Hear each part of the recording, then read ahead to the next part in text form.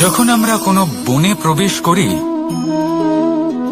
তখন এই সবুজ ঘাস দেখে, এই কোমল ঘাস দেখে আমাদের মন প্রফুল্ল হয়ে ওঠে। ভিন্ন ভিন্ন প্রজাতির ফুল, ভিন্ন ভিন্ন রঙের ফুল দেখে এই মন আনন্দে ভরে ওঠে। এখানে শিশুরা আনন্দ লাভ করে, বড়রা ভোজন গ্রহণ করেন, কথাবার্তা বলেন, হাঁটাহাঁটি করে বেড়ান। এবার ভেবে দেখুন, যখন এই উপবনের নির্মাণ হয়েছিল সেই সময় যদি এই মাটিকে সঠিকভাবে খনন না করা হতো, যদি তাতে সঠিকভাবে বীজ রোপণ না করা হতো, যদি কোনো সংঘর্ষ না হতো, পরিশ্রম না করা হতো, যদি চলতে চলতে পায়ে কাঁটা না বিঁধে যেত, তাহলে এই সুন্দর বন দেখে আমরা কি এই আনন্দ লাভ করতে পারতাম? কখনোই নয়। ধরুন কোনো নদীর তটে সুন্দর একটি বন আছে, সেই বনের আনন্দ লাভ করতে গেলে আপনাকে সেই নদী পার করতেই হবে। যদি সুখের নদীর কাছে পৌঁছতে চান, তাহলে তটে যে কাঁটা রয়েছে সেগুলোর সাথে সংঘর্ষ করতেই হবে। এই সংসারে যদি আপনি সুখ লাভ করতে চান, তাহলে সুখ লাভের এই যাত্রা শুরু করতে হবে সংঘর্ষ দ্বারা। তাহলে সংঘর্ষকে স্বাগত জানান, এর পেছনেই সুখ রয়েছে যা আপনার জন্য অপেক্ষা করছে। এবার হাসুন আর আমার সাথে ভালোবেসে বলুন, রাধা।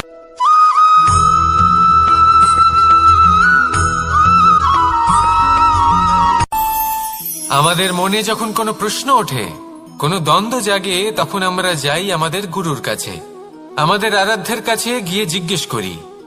এইভাবেই একদিন আমি পৌঁছলাম আমার আরাধ্যের কাছে, আমার মহাদেবের কাছে, আর ওনাকে প্রশ্ন করলাম যে মহাদেব, জীবনে আনন্দ পাওয়ার, উৎসব পালনের, প্রেম ভাগ করে নেবার, জীবনকে উপভোগ করে নেওয়ার সর্বশ্রেষ্ঠ সময় কোনটা?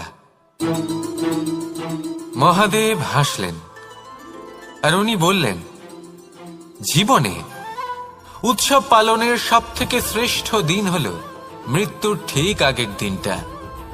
প্রেম ভাগ করে নেওয়ার সবথেকে শ্রেষ্ঠ মুহূর্ত হল মৃত্যুর ঠিক আগের মুহূর্ত।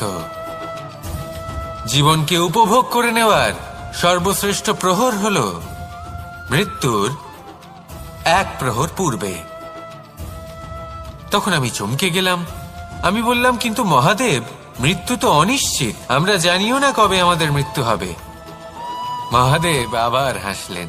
উনি বললেন যে যদি আমরা এভাবে জীবন কাটাই যে আমরা জীবনের প্রত্যেক দিন, প্রত্যেক মুহূর্ত, প্রত্যেক প্রহর শেষ বলে মনে করি, তাহলে আমাদের সমস্ত জীবন আনন্দের সাথেই অতিবাহিত হবে।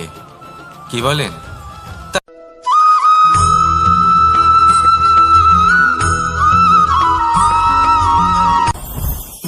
জীবনে কিছু শেখা অত্যন্ত গুরুত্বপূর্ণ। এবার কি কি শিখতে হবে সেই সব শেখানোর জন্য অনেক শিক্ষক রয়েছেন, কিন্তু কি শিখবেন না আর কি করবেন না, এটা আমাদের নিজের অভিজ্ঞতা দিয়ে শিখতে হয়। কিন্তু তার মানে এটা নয় যে যদি আপনাকে শিখতে হয় যে আগুনের তাপ কতটা, আপনাকে আগুনের মধ্যে হাত দিতে হবে। না, অন্য কারোর অভিজ্ঞতা দ্বারাও শিখতে পারেন।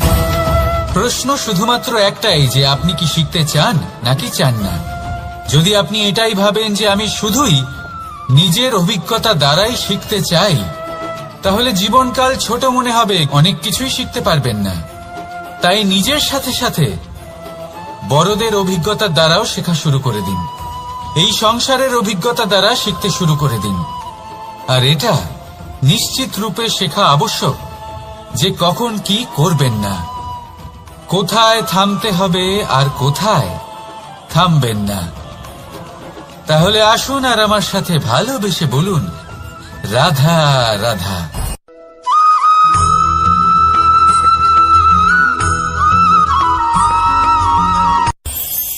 এই সংসারে আমরা প্রকাশ কোথা থেকে পাই? এর উত্তর বড়ই সরল। ভোরে যখন সূর্যোদয় হয় তখন প্রকাশের কিরণ আমাদের ঘরে এসে পৌঁছয়। এইভাবেই আমরা প্রকাশ লাভ করি। এবার এই প্রকাশের আলোতেই আমরা সারাদিনের কাজ সম্পন্ন করি। সন্ধে হয়ে যায়, সূর্যাস্তও হয়ে যায়, আর আমাদের ঘর যাতে অন্ধকার না হয় তার জন্য আমরা একটা প্রদীপ প্রজ্বলিত করি। এটাই ঘটে আমাদের জীবনেও।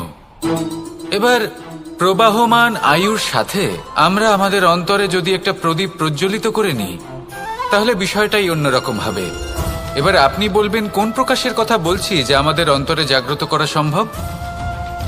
আমাদের আত্মার মাঝে প্রেমের প্রকাশ জাগ্রত করার কথা বলছি। কারণ আমাদের এই জীবন এও হলো দিনের আলোর মতো। আজ প্রকাশ আছে, কিন্তু কোনোদিন অবশ্যই অস্ত হবে। কিন্তু অস্ত হবার আগে যদি আমরা আমাদের আত্মার মাঝে প্রেমের এই প্রকাশ উজ্জ্বলিত করে নিই, তাহলে আমাদের সন্ধ্যাকালও আমরা আনন্দে এবং প্রেমে যাপন করব। তাহলে আসুন আর আমার সাথে ভালোবেসে বলুন, রাধা রাধা।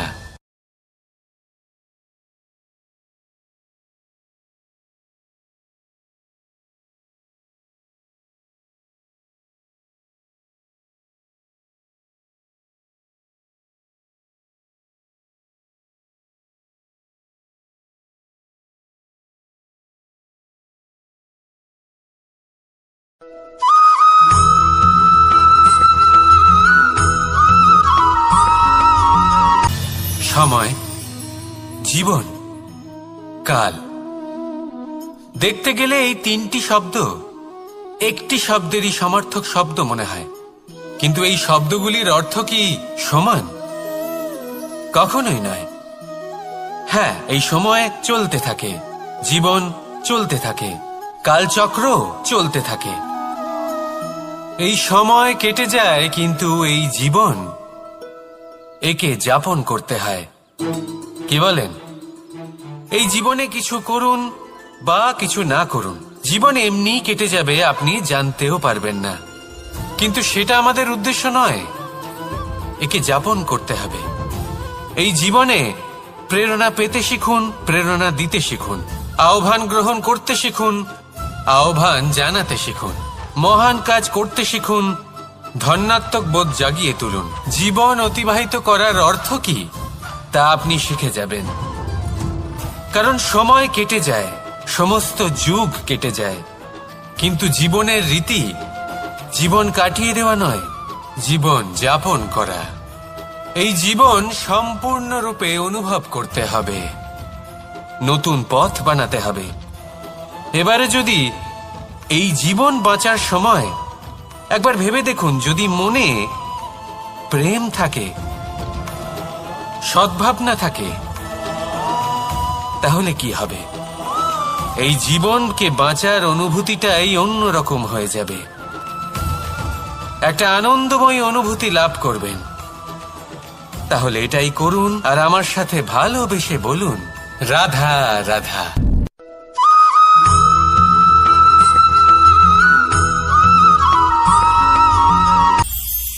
এটা হলো ধান গাছ। এর থেকে যে চাল উৎপন্ন হয় তা মানুষ গ্রহণ করেন। আর এটা কি? এ হলো জংলি ঘাস। একবার ভেবে দেখুন, যদি এই জংলি ঘাস ধান গাছের আশেপাশে থাকে তাহলে কি হবে? ধান উৎপন্ন হতে পারবে? তা উৎকৃষ্ট হতে পারবে? আমরা কি তা গ্রহণ করতে পারবো? কখনোই নয়। এই জংলি ঘাস ধানকে নষ্ট করে দেবে, কিন্তু নিজে জীবিত থাকবে।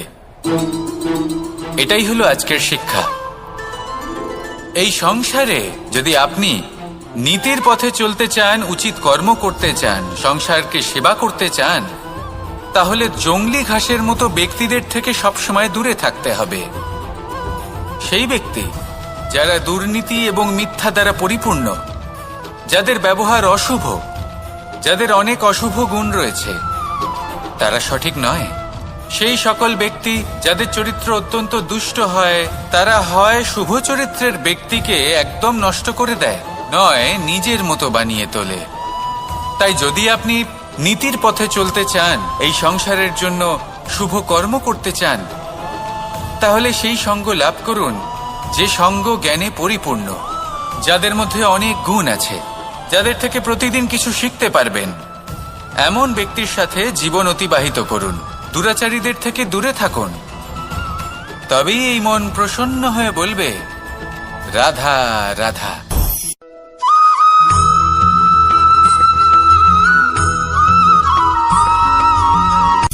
সূচের শেষে একটি ছিদ্র থাকে যার দ্বারা আমরা এই সুতো পরাতে পারি, আর তারপর সূচের সাহায্যে এই সুতো দিয়ে বস্ত্র সেলাই করা যায়। কিন্তু যদি সুতোটা সোজা করে ধরা না হয় তাহলে সূচে কখনো এই সুতো পরানোই সম্ভব নয়। যদি এতে কোনো গিঁট পড়ে তখন তা কখনোই এই ছিদ্র দ্বারা প্রবেশ করা সম্ভব নয়। ঠিক এইভাবেই যদি আপনি কারোর জীবনে প্রবেশ করতে চান, কারোর অন্তরে প্রবেশ করতে চান, তাহলে আপনাকেও সহজ থাকতে হবে।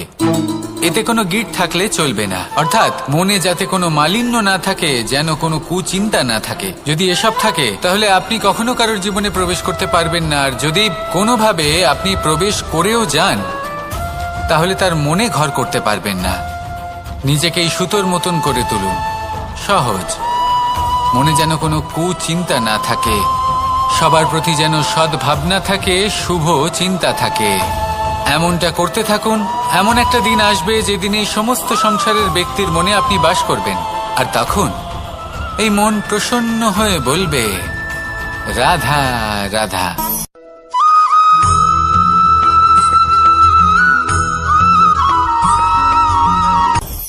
আপনি কখনো পর্বতের শিখরে উঠেছেন? আপনি দেখতে পাবেন পর্বতের পদতলে প্রচুর সুন্দর ফুল রয়েছে, সবুজ বনানী রয়েছে। যত আপনি ওপরে উঠতে থাকবেন তত ফুল কমতে থাকবে, সবুজ বনানী কমতে থাকবে। আরো কিছুটা ওপরে উঠলে কাঁটা জাতীয় গাছ দেখতে পাবেন, শুকনো গাছ দেখতে পাবেন। আরো যদি ওপরে ওঠেন তাহলে পাষাণ দেখতে পাবেন। আরো ওপরে উঠলে হিমখণ্ড দেখতে পাবেন।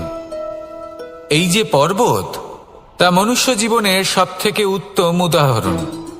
মানুষ যখন সাফল্যের শিখরে পৌঁছতে চান, মহানুভবতার শিখরে পৌঁছতে চান, পথে যত আস্তে আস্তে উপরে উঠতে থাকেন ততই ভৌতিক বস্তু তার থেকে বিচ্ছিন্ন হতে থাকে।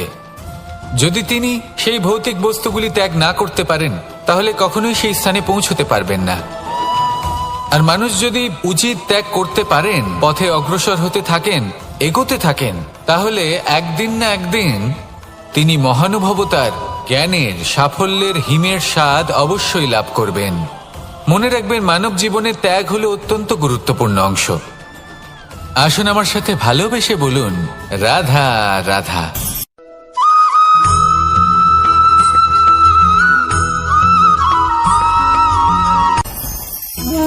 ভোজন। এবার ভোজন সংগ্রহ করার জন্য মানুষ কি না করেন, সব সময় চেষ্টা করতে থাকেন। ফসল উৎপাদনের জন্য অনেক পরিশ্রম করতে থাকেন, কিন্তু অনেক সময় অনেক পরিশ্রম করার পরেও ফসল ভালো উৎপাদন হয় না। এর কারণ কি? কারণ হলো এটাই যে আপনি পরিশ্রম হয়তো অনেক করেছেন, কিন্তু আপনার নজর তো সেই বীজের দিকে ছিলই না যা আপনি রোপণ করেছেন। সেই জন্য সব সময় কোনো বীজ রোপণ করার আগে তাকে পরখ করে দেখুন, তা অত্যন্ত আবশ্যক। আর সেইভাবেই যখনই কোনো কর্মের প্রশ্ন আসে তাহলে সেখানে শুধুমাত্র পরিশ্রম যথেষ্ট নয়, সেই কাজের প্রতি আপনার কর্তব্য কি, আপনার উদ্দেশ্য কি, সেটা জানা হলো অত্যন্ত গুরুত্বপূর্ণ। তাই কর্ম করুন, কিন্তু সেই কর্মের প্রতি আপনার যা উদ্দেশ্য তার মাহাত্ম্য বুঝতে চেষ্টা করুন। তাহলে আসুন আমার সাথে ভালোবেসে বলুন, রাধা রাধা।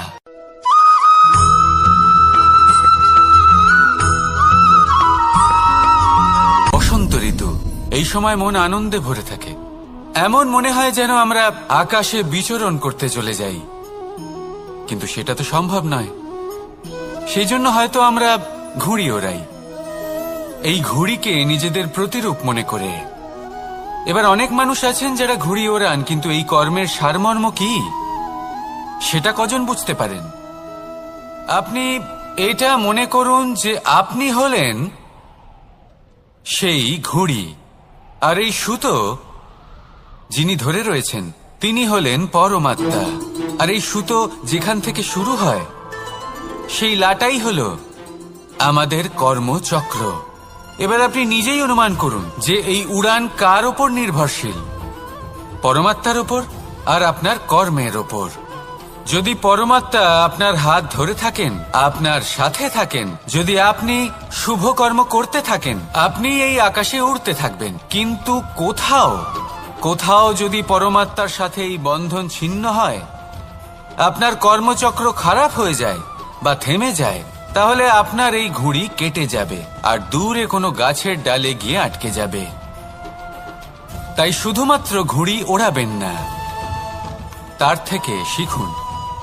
পরমাত্মার সাহচর্যে থাকুন, সবসময় শুভ কর্ম করতে থাকুন আর সবসময় এই আকাশে উড়তে থাকুন। আসুন আর আমার সাথে ভালোবেসে বলুন, রাধা।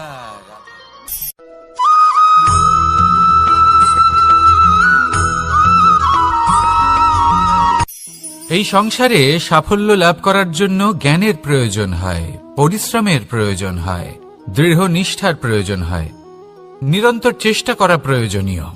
কিন্তু আরো কিছু আছে যা অত্যন্ত প্রয়োজনীয় এবং গুরুত্বপূর্ণ। তা হলো ভালো বন্ধু। তাদের থাকা অত্যন্ত প্রয়োজনীয়। যদি ভালো বন্ধু থাকে তাহলে সময় এলে তারা ঢাল হয়ে আপনাকে সুরক্ষা করবেন। সময় এলে অস্ত্রের মতো শত্রুকে সংহারও করবেন। যদি তিনি জ্ঞানী হন, তাদের মধ্যে সদ্গুণ থাকে, তাহলে এই সব গুণ আপনার মধ্যেও প্রবেশ করবে। তাহলে সাফল্যের জন্য ভালো বন্ধু পাওয়া অত্যন্ত প্রয়োজনীয়। কিন্তু শুধু বন্ধু কেন, ভালো শত্রুও থাকা প্রয়োজনীয়।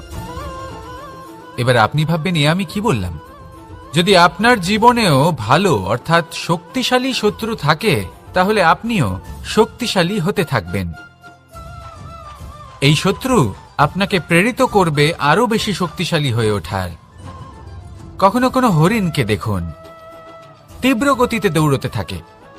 কেন তীব্র গতিতে দৌড়য়? এই কারণে নয় যে কোথাও তার জন্য মধুর ঘাস অপেক্ষা করে রয়েছে, না।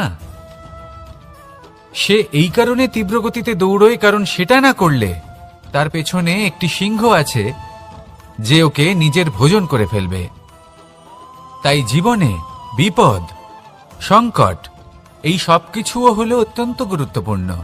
তার সম্মুখীন হতে শিখুন আর আমার সাথে ভালোবেসে বলুন, রাধা রাধা।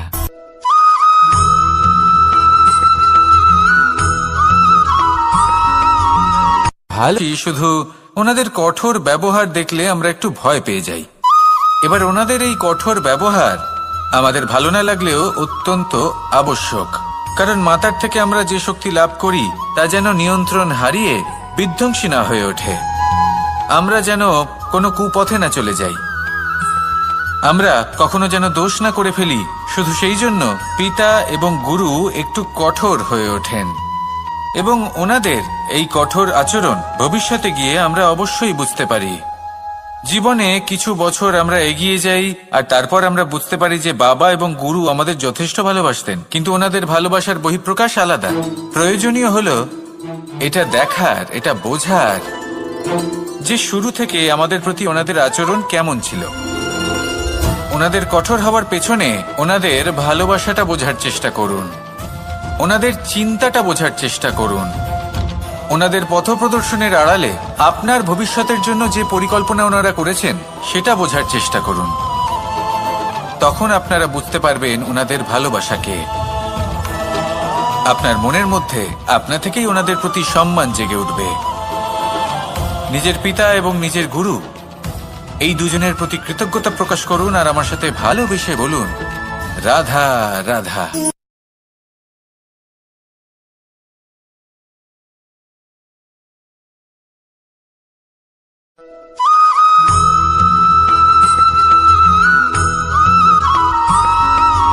কথায় আছে, প্রত্যেক পুত্র তার পিতার প্রতিচ্ছবি হয়, আর সমস্ত প্রতিচ্ছবি চায় যেন সে তার অস্তিত্ব প্রাপ্ত করতে পারে। পুত্র চায় সে যেন তার পিতার মতো হয় বা কখনো কখনো তার থেকেও শ্রেষ্ঠ হয়। সেটা কোনো অনুচিত ব্যাপার নয়।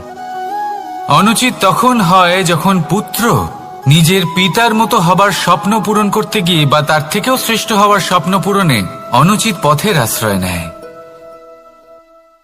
কারণ তারপরে সে তার পিতার গুণগুলি আত্মসাৎ করতে চায় না।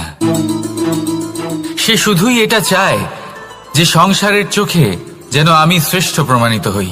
এটা অনুচিত। সংসারে এমন অনেক মানুষ আছেন যারা এই কারণে শ্রেষ্ঠ হওয়ার চেষ্টা করেন যাতে তার পরিবারের, তার পিতার সম্মান বৃদ্ধি পায়। এমনও মানুষ থাকেন, আর এটাই হলো পার্থক্য উদ্দেশ্যের। মনে রাখবেন, যদি আপনার উদ্দেশ্য শুভ হয় তাহলে পথও শুভ হবে, যদি আপনার উদ্দেশ্য অশুভ হয় তাহলে পথও অশুভ হবে। তাহলে নিজের পিতার মতো হবার চেষ্টা অবশ্যই করুন, তার থেকেও শ্রেষ্ঠ হওয়ার চেষ্টা অবশ্যই করুন, কিন্তু মনে রাখবেন আপনার সংকল্প আর আপনার উদ্দেশ্য এই দুই শুভ হওয়া উচিত। তাহলে আসুন আর আমার সাথে ভালোবেসে বলুন, রাধা রাধা।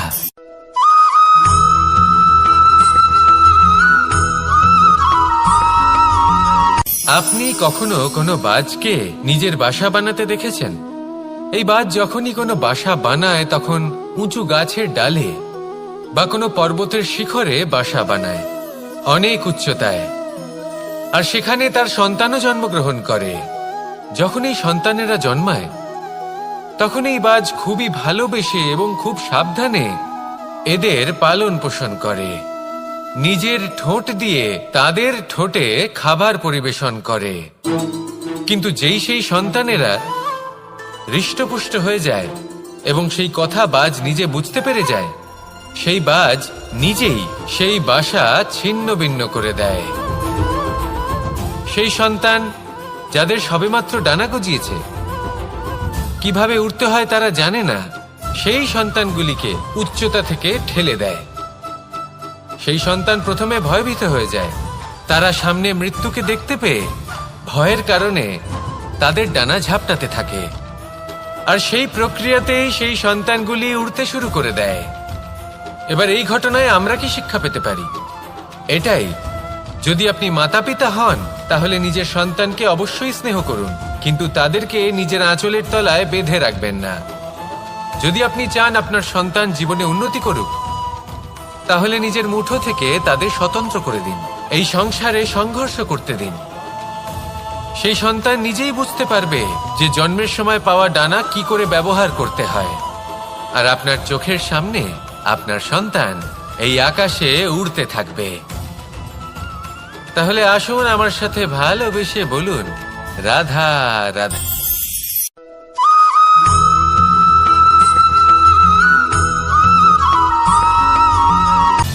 সময়, জীবন, কাল।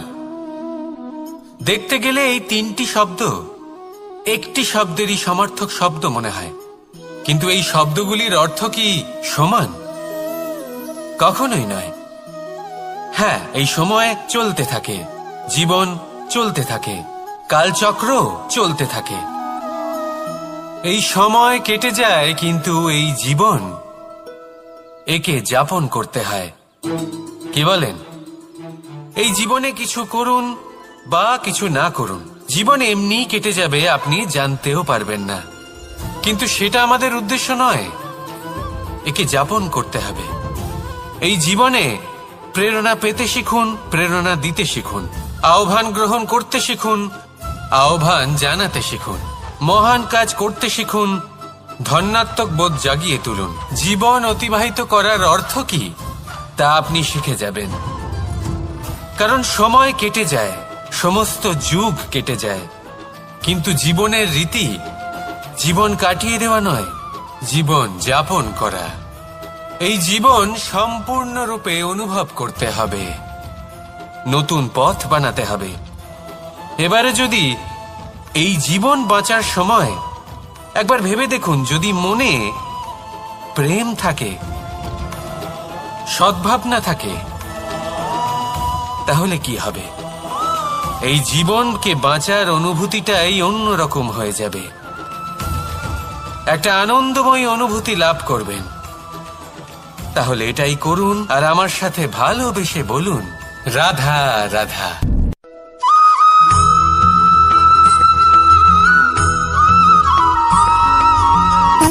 সুখ, দুঃখ এবং শক্তি, এই তিন হলো এই সংসারের ত্রিদেবের মতো।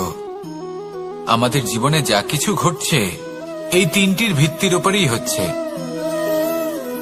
আসলে এই সংসারের একটা নিয়ম আছে, যখনই আপনি কিছু লাভ করেন এই সংসার আপনার পরীক্ষা নেয়, এটা জানার জন্য আপনার পরীক্ষা নেয় যে আপনি যা কিছুই লাভ করেছেন আপনি কি আদৌ সেটার যোগ্য কিনা।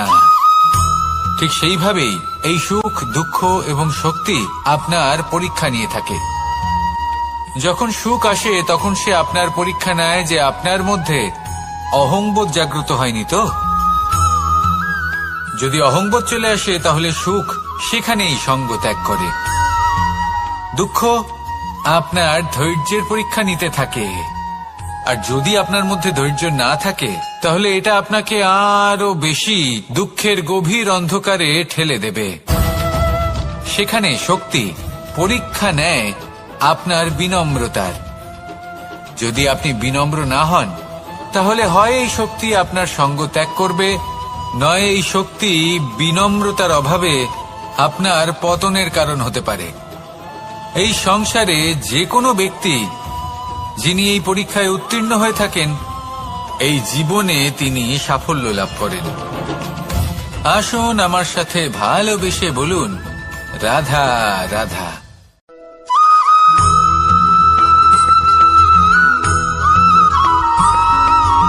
কখনো কখনো আমরা ভাবি যে কোনো ব্যক্তি যিনি ধর্মের পথে চলেছেন, যদি তার দ্বারা কোনো ভুল হয়ে থাকে তাহলে নিয়তি তাকে সেই মুহূর্তেই কঠোর শাস্তি দেন। কিন্তু সেই সব মানুষ যারা সংসারের সবথেকে বড় অধর্মী, বহু নিকৃষ্ট মানের কাজ করেন, তাদের নিয়তি অনেক সুযোগ দেন। তাদের নিয়তি এরকম কঠোর প্রহার করেন না। এই ভাবনা কখনো না কখনো মনে আসেই। ভেবে দেখুন কেন। আসলে জীবনকে বেশিরভাগ মানুষ একভাবেই দেখে থাকেন, বিভিন্ন স্তরে একে দেখা উচিত। এবার আপনি বলুন, এই সংসারে কোনো অধর্মী কখনো প্রেরণার উৎস হতে পারেন? কখনোই নয়। যে মানুষ নিজের আত্মাকে মলিন করে ফেলেছেন তিনি এই সংসারকে কিভাবে প্রেরণা যোগাবেন? উনি নিজেই বুঝতে পারেন না কোনটা করা উচিত, ধর্ম কোনটা। তাই নিয়তি তাকে একটা সুযোগ দেন, এটা বোঝার সুযোগ দেন যে কোনটা উচিত, কোনটা ধর্ম। সুযোগ দেন নিজের বিবেক জাগিয়ে তোলার, তাকে সুযোগ দেন নিজের অন্তরাত্মার ডাক শোনার। যখন তাতেও কাজ হয় না তখন নিয়তির কাছে একটাই পথ বাকি থাকে, আর তা হল মহাবিনাশ।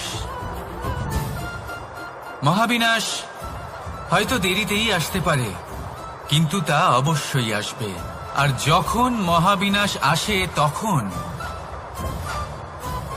মহাবিনাশের যন্ত্রণা সমগ্র মানব জীবনের যন্ত্রণার থেকে অনেক বেশি হয়। এই কথাটা সবসময় মনে রাখবেন। আর অন্যদিকে যে মানুষ ধর্মের পথে চলছেন তার দ্বারা যদি কোনো ভুল হয়ে থাকে তখন নিয়তি তার পরীক্ষা নেন। কিছুক্ষণের জন্য মানুষের মনে হতে পারে নিয়তি তাকে কঠোর শাস্তি দিয়েছেন।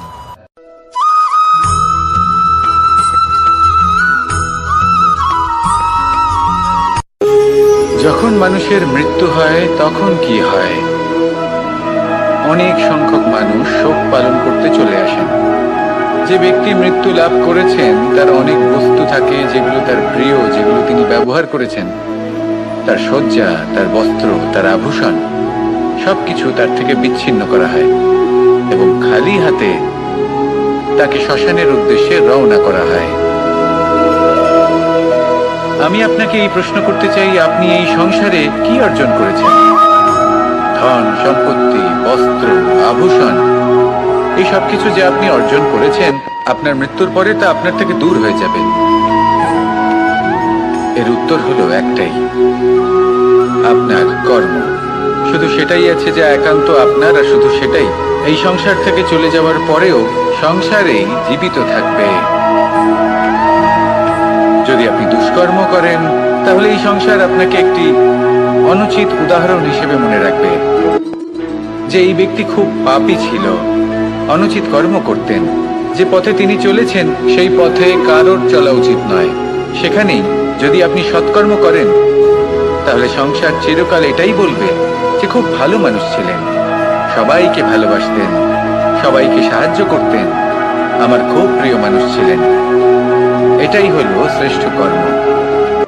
সেই জন্য জীবনে শুধুমাত্র ধন সম্পত্তি আভূষণ এই সব অর্জন করতে গিয়ে নিজের মনোনিবেশ করবেন না। শ্রেষ্ঠ কর্ম করুন। সংসার থেকে চলে যাওয়ার পরেও এই কর্মই এই সংসারে আপনাকে জীবিত রাখবে। আসুন আমার সাথে ভালোবেসে বলুন, রাধা রাধা।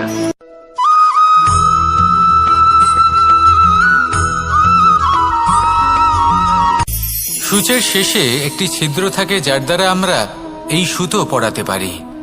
আর তারপর সূচের সাহায্যে এই সুতো দিয়ে বস্ত্র সেলাই করা যায়।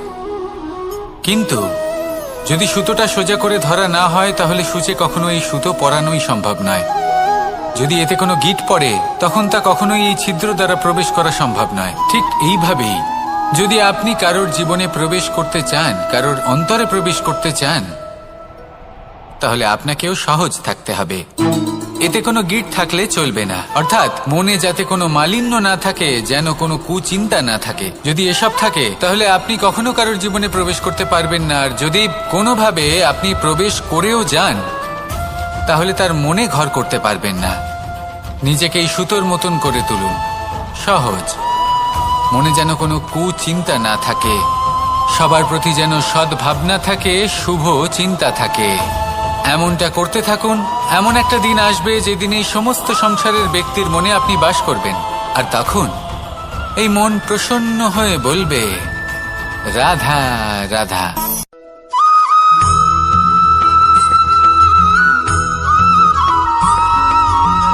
পিতা আর পুত্রের সম্পর্ক অত্যন্ত মধুর হয়ে থাকে। পিতা স্বপ্ন দেখেন, তাকে পূর্ণ করার সকল সম্ভাব্য চেষ্টা করেন, কিন্তু তাও অনেক সময় ওনার স্বপ্ন অপূর্ণ থেকে যায়। তখন পিতা ভাবেন যে স্বপ্ন উনি পূর্ণ করতে পারেননি, ওনার সন্তান তা অবশ্যই পূরণ করবে। যে স্থানে উনি কখনো পৌঁছতে পারেননি, সেই স্থানে ওনার পুত্র অবশ্যই পৌঁছবে। পিতা নিজের সন্তানের ভবিষ্যৎ নিয়ে সেই স্বপ্ন দেখেন। আর যখন সেই সন্তান সামনে এগোতে থাকে, তখন তার দুঃখ হয় না, বরং গর্ব হয়। ওনার ভালো লাগে এটা দেখে যে ওনার সন্তান অনেক উন্নতি করছে। কিন্তু যখন সন্তান নিজের অভিভাবকের শক্তি দেখে, তার যশ দেখে হিংসা করতে থাকে, সমস্যা সেইখানেই শুরু হয়। সেই জন্য সকল সন্তানকে এটা মনে রাখতে হবে। দেখুন, পুত্র হবার সুবাদে, এক সন্তান হবার সুবাদে এটা হলো আপনার অধিকার যে আপনি আপনার পিতার থেকে বেশি উন্নতি করবেন। আপনার পিতাও এটাই চান, কিন্তু সুস্থভাবে এটা করুন। একটা রেখা টেনে নিন, যাতে আপনি তাতে এগোতে পারেন আর আপনার পিতার তাতে গর্ববোধ হয়। আর সেই বিষয়ে দুঃখ না হয় যে আমার সন্তান আমাকেই ছোট করার চেষ্টা করছে। ইতিহাস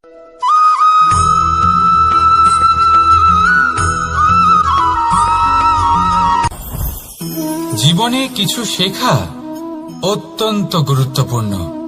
এবার কি কি শিখতে হবে, সেই সব শেখানোর জন্য অনেক শিক্ষক রয়েছেন। কিন্তু কি শিখবেন না আর কি করবেন না, এটা আমাদের নিজের অভিজ্ঞতা দিয়ে শিখতে হয়। কিন্তু তার মানে এটা নয় যে যদি আপনাকে শিখতে হয় যে আগুনের তাপ কতটা, আপনাকে আগুনের মধ্যে হাত দিতে হবে। না, অন্য কারোর অভিজ্ঞতা দ্বারাও শিখতে পারেন। প্রশ্ন শুধুমাত্র একটাই যে আপনি কি শিখতে চান নাকি চান না। যদি আপনি এটাই ভাবেন যে আমি শুধুই নিজের অভিজ্ঞতা দ্বারাই শিখতে চাই, তাহলে জীবনকাল ছোট মনে হবে, অনেক কিছুই শিখতে পারবেন না। তাই নিজের সাথে সাথে বড়দের অভিজ্ঞতা দ্বারাও শেখা শুরু করে দিন। এই সংসারের অভিজ্ঞতা দ্বারা শিখতে শুরু করে দিন। আর এটা নিশ্চিত রূপে শেখা আবশ্যক যে কখন কি করবেন না, কোথায় থামতে হবে আর কোথায় থামবেন না। তাহলে আসুন আর আমার সাথে ভালোবেসে বলুন, রাধা রাধা।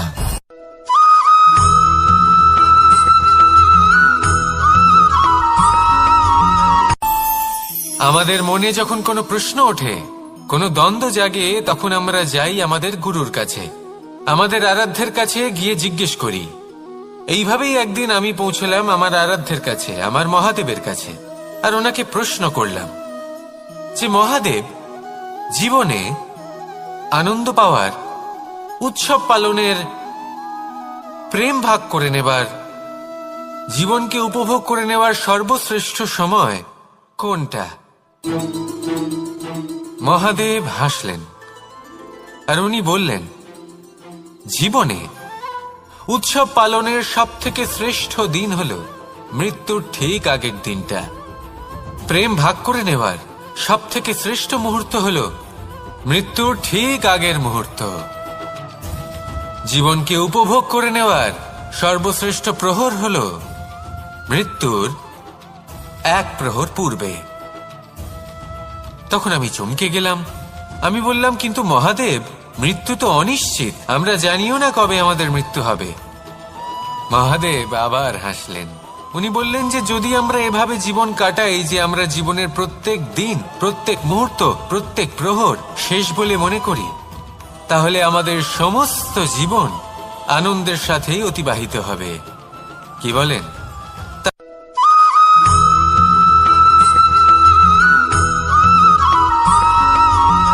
পঞ্চতত্ত্বের মধ্যে দ্বিতীয় তত্ত্ব হল ধরণী, ভূমি, যাকে আমরা ধরণী মাতা বলি। এই ধরণী ধৈর্য ধারণ করে, আর এর ওপরেই আমাদের সমগ্র সংসার নির্ভরশীল। কারণ এই ভূমি সহ্য ক্ষমতা রাখে, এর সহ্য ক্ষমতা হল অপরিসীম। সন্তান যতই আঘাত প্রদান করুক না কেন, প্রেম পূর্বক সহ্য করে, আর তার বদলে অমূল্য রত্ন প্রদান করে।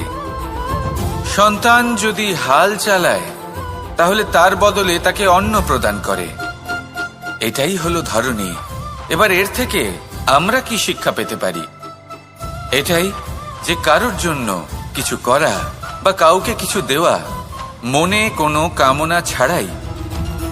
আর এই কথাটা বুঝে যান, যদি কারোর জন্য কামনা না রেখে বা কোনো পাওয়ার আশা না রেখে কারোর জন্য কিছু করেন বা কারোকে কিছু দেন, যদি এটা আপনি শিখতে পারেন, তবে আপনি ভালোবাসতে শিখে গেছেন।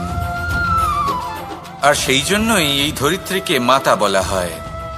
কারণ মাতা শুধু উনি নন যিনি গর্ভে সন্তানকে ধারণ করেন, মাতা তো উনিও যিনি জীবন বাঁচতে শেখান, যিনি জীবন বাঁচার উদাহরণ প্রদান করেন। তাহলে ধরণীর থেকে এই নিঃস্বার্থ ভাব শিখুন, নিঃস্বার্থ ভালোবাসা শিখুন, আর এই ভালোবাসার সাথেই বলুন, রাধা রাধা।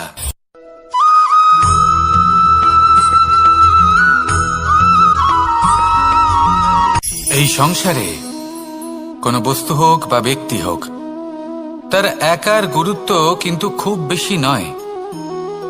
একটা উদাহরণ হিসেবে বৃষ্টির ফোঁটাকে ভেবে দেখুন।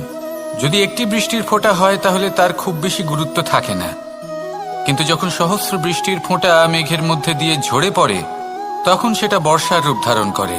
সেই বর্ষা যা এই প্রকৃতিকে শান্ত করে।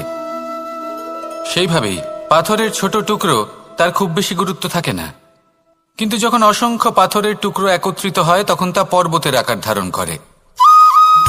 সেইভাবেই কিছু মানুষ যখন একত্রিত হন তখন তৈরি হয় পরিবার, কিছু পরিবার যখন একত্রিত হয় তখন তৈরি হয় সমাজ, যখন অনেক সংখ্যক সমাজ একত্রিত হয় তখন তৈরি হয় রাজ্য। এবার এই রাজ্যের সবথেকে গুরুত্বপূর্ণ ব্যক্তি হতে পারেন রাজা, কিন্তু তাও সেই রাজা একা কিছু করতে পারেন না।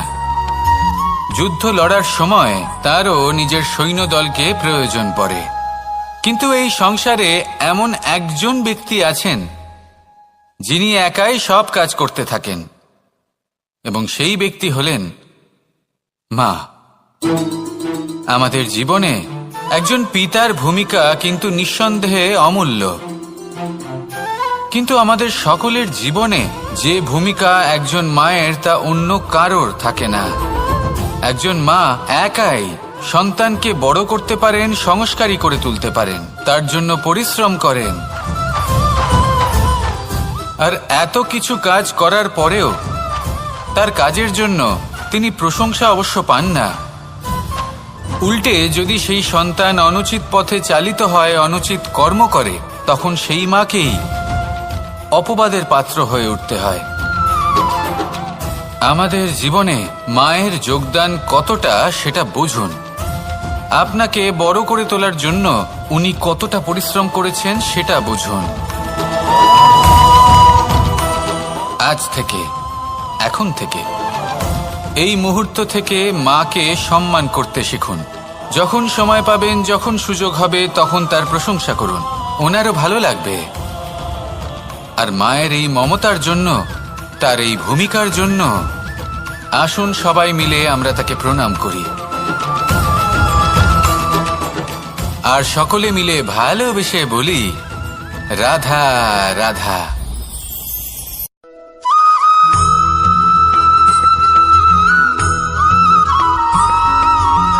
পঞ্চতত্ত্বের মধ্যে দ্বিতীয় তত্ত্ব হল ধরণী, ভূমি, যাকে আমরা ধরণী মাতা বলি। এই ধরণী ধৈর্য ধারণ করে, আর এর ওপরেই আমাদের সমগ্র সংসার নির্ভরশীল। কারণ এই ভূমি সহ্য ক্ষমতা রাখে। এর সহ্য ক্ষমতা হল অপরিসীম। সন্তান যতই আঘাত প্রদান করুক না কেন, প্রেম পূর্বক সহ্য করে, আর তার বদলে অমূল্য রত্ন প্রদান করে। সন্তান যদি হাল চালায়, তাহলে তার বদলে তাকে অন্ন প্রদান করে। এটাই হলো ধরণী। এবার এর থেকে আমরা কি শিক্ষা পেতে পারি? এটাই যে কারোর জন্য কিছু করা বা কাউকে কিছু দেওয়া মনে কোনো কামনা ছাড়াই। আর এই কথাটা বুঝে যান, যদি কারোর জন্য কামনা না রেখে বা কোনো পাওয়ার আশা না রেখে কারোর জন্য কিছু করেন বা কারোকে কিছু দেন, যদি এটা আপনি শিখতে পারেন, তবে আপনি ভালোবাসতে শিখে গেছেন। আর সেই জন্যই এই ধরিত্রীকে মাতা বলা হয়। কারণ মাতা শুধু উনি নন যিনি গর্ভে সন্তানকে ধারণ করেন, মাতা তো উনিও যিনি জীবন বাঁচতে শেখান, যিনি জীবন বাঁচার উদাহরণ প্রদান করেন। তাহলে ধরণীর থেকে এই নিঃস্বার্থ ভাব শিখুন, নিঃস্বার্থ ভালোবাসা শিখুন, আর এই ভালোবাসার সাথেই বলুন, রাধা রাধা।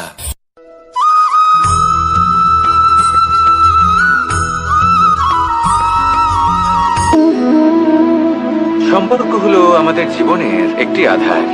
কিছু সম্পর্ক এমন যা আমরা জন্মসূত্রে লাভ করি, যেমন পরিবার, মা, বাবা। কিছু সম্পর্ক আছে যা আমরা জীবনে অর্জন করে থাকি, তা সে প্রেমের হোক, স্নেহের হোক বা বন্ধুত্বের। এই সকল সম্পর্ক লাভ করার বা গড়ে তোলার 5টি ধাপ রয়েছে। প্রথম ধাপ, কোনো ব্যক্তির সাথে আলাপ হওয়া, তার সাথে কথা বলা বা তাকে দেখা। দ্বিতীয় ধাপ, সে ব্যক্তিকে আমাদের ভালো লাগা। তৃতীয় ধাপ, আমাদের এটা চাইতে শুরু করা যে জীবনে এই ব্যক্তি যেন আমাদের বন্ধু হন, আমাদের জীবনে থাকেন, বা আমাদের কাউকে ভালোবেসে ফেলা। আর এটা আমাদের ভাবা বা চাওয়া যে সেই ব্যক্তি যেন আজীবন আমার সাথে থাকেন, আমার জীবনে আমার সাথী হয়ে। চতুর্থ ধাপ, লাভ করা। এবার এই ধাপটি অনেক মানুষের পক্ষেই খুবই সরল হয়, বড়ই সরল ভাবে নিজেদের সঙ্গীকে লাভ করে থাকেন। কিছু মানুষের জন্য এই ধাপ অত্যন্ত কঠিন হয়ে থাকে। অনেক প্রতিকূল পরিস্থিতির উপর জয়লাভ করে তারা সঙ্গীকে লাভ করেন, কিন্তু লাভ অবশ্যই করেন। এরপরে আসে পঞ্চম, অন্তিম এবং সব থেকে গুরুত্বপূর্ণ ধাপ। সেটা হলো সেই সম্পর্ক পালন করা। এটা হলো এমন এক বিষয় যা প্রত্যেক মানুষের শেখা উচিত। যদি ব্যক্তি নিজের জীবনে সম্পর্ক রক্ষা করতে শিখে যান, তবে প্রত্যেক সম্পর্ক তার জীবনকে স্বর্গ করে তুলবে। আসুন আর আমার সাথে ভালোবেসে বলুন, রাধা রাধা।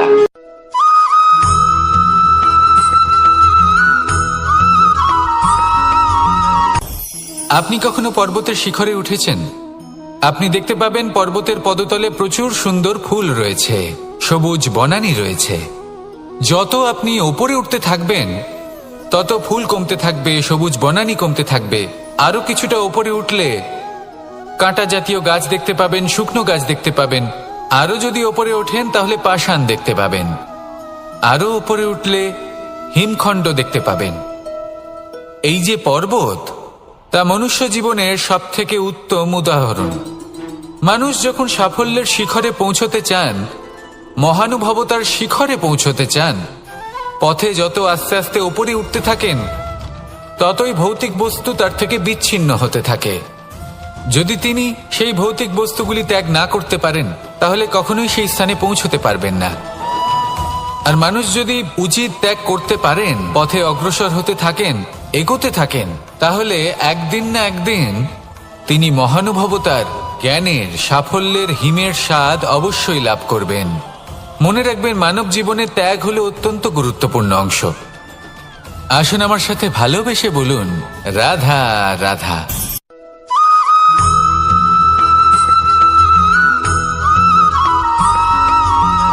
মানুষের মানসিকতা এমন হয় যে সে যতটা করে আশা করে যে তার থেকে অনেক বেশি তার বদলে সে পাবে। দেখুন, সবকিছুই আপনার ভাবনা চিন্তার উপর নির্ভর করছে। আপনি যদি ফলের বিষয়ে ভেবে কর্ম করতে থাকেন, তাহলে সেটা অনুচিত। জীবনের আসল আনন্দ হলো নিজের কর্ম করতে থাকা, ফলের চিন্তা করা উচিত নয়। যদি আপনি এরকম ভাবেন যে আমি এতটা করছি, আমার এতটা পাওয়া উচিত, সেই ভাবনা অনুচিত। যদি আপনি সেবার মানসিকতা নিয়ে কর্ম করতে থাকেন, কর্মচক্রে প্রবাহিত হন, যদি আপনি এমন ভাবনা রাখেন যে আমি এতটা পাচ্ছি, তাই এর থেকে অনেক বেশি আমি কর্ম করব, তাহলে নিশ্চিতরূপে আপনি যতটা করছেন তার থেকে অনেক বেশি আপনি পাবেন। আপনার আশার থেকে অনেক বেশি আপনি পাবেন। শুধু জীবনে অনেক বেশি কাজ করতে থাকুন, ফলের চিন্তা করবেন না। আর মনে রাখবেন, এই ভাবনাই সব থেকে বড় বীজ। কর্মের উপর বিশ্বাস রাখুন। জীবনে যা যা আপনি চান সবই সুখময় হবে। আসুন আর আমার সাথে ভালোবেসে বলুন, রাধা রাধা।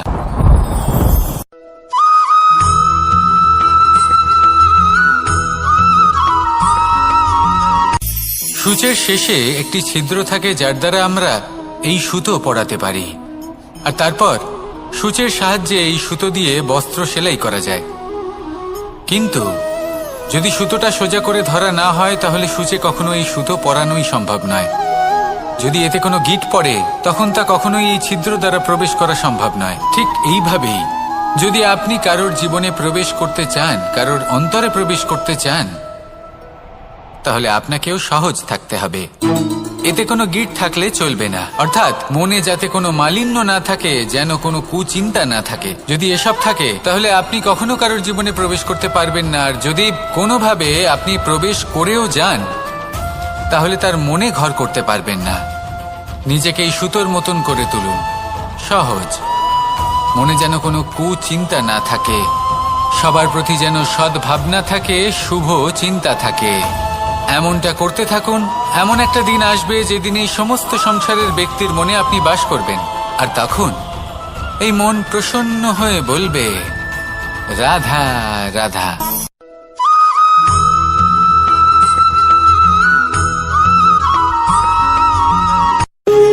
যখন মানুষের মৃত্যু হয়, তখন কি হয়? অনেক সংখ্যক মানুষ শোক পালন করতে চলে আসেন। যে ব্যক্তি মৃত্যু লাভ করেছেন, তার অনেক বস্তু থাকে যেগুলো তার প্রিয়, যেগুলো তিনি ব্যবহার করেছেন। তার শয্যা, তার বস্ত্র, তার আভূষণ, সবকিছু তার থেকে বিচ্ছিন্ন করা হয় এবং খালি হাতে তাকে শ্মশানের উদ্দেশ্যে রওনা করা হয়। আমি আপনাকে এই প্রশ্ন করতে চাই, আপনি এই সংসারে কি অর্জন করেছেন? ধন সম্পত্তি, বস্ত্র, আভূষণ, এই সবকিছু যে আপনি অর্জন করেছেন, আপনার মৃত্যুর পরে তা আপনার থেকে দূর হয়ে যাবে। এর উত্তর হলো একটাই, আপনার কর্ম। শুধু সেটাই আছে যা একান্ত আপনার, আর শুধু সেটাই এই সংসার থেকে চলে যাওয়ার পরেও সংসারেই জীবিত থাকবে। যদি আপনি দুষ্কর্ম করেন, তাহলে এই সংসার আপনাকে একটি অনুচিত উদাহরণ হিসেবে মনে রাখবে যে এই ব্যক্তি খুব পাপী ছিল, অনুচিত কর্ম করতেন। যে পথে তিনি চলেছেন, সেই পথে কারোর চলা উচিত নয়। সেখানেই যদি আপনি সৎকর্ম করেন, তাহলে সংসার চিরকাল এটাই বলবে যে খুব ভালো মানুষ ছিলেন, সবাইকে ভালোবাসতেন, সবাইকে সাহায্য করতেন, আমার খুব প্রিয় মানুষ ছিলেন। এটাই হলো শ্রেষ্ঠ কর্ম। সেই জন্য জীবনে শুধুমাত্র ধন, সম্পত্তি, আভূষণ এই সব অর্জন করতে গিয়ে নিজের মনোনিবেশ করবেন না। শ্রেষ্ঠ কর্ম করুন। সংসার থেকে চলে যাওয়ার পরেও এই কর্মই এই সংসারে আপনাকে জীবিত রাখবে। আসুন আমার সাথে ভালোবেসে বলুন, রাধা রাধা।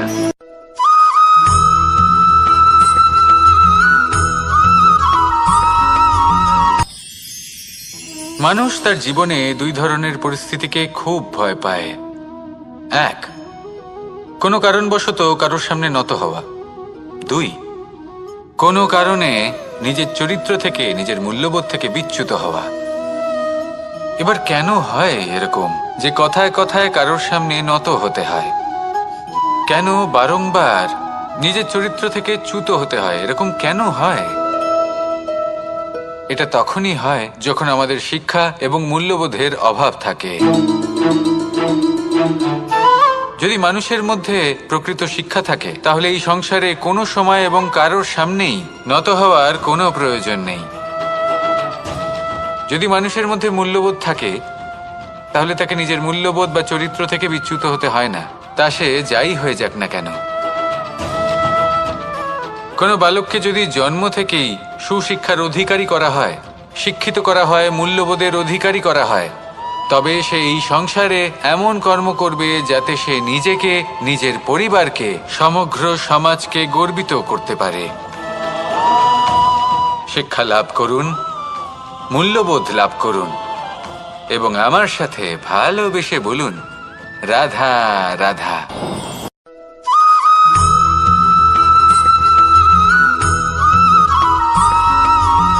কথায় আছে যে এমন কোনো অক্ষর নেই যার দ্বারা কোনো মন্ত্র হয় না। এমন কোনো বনস্পতি নেই যা নিজেই একটা ঔষধি নয়।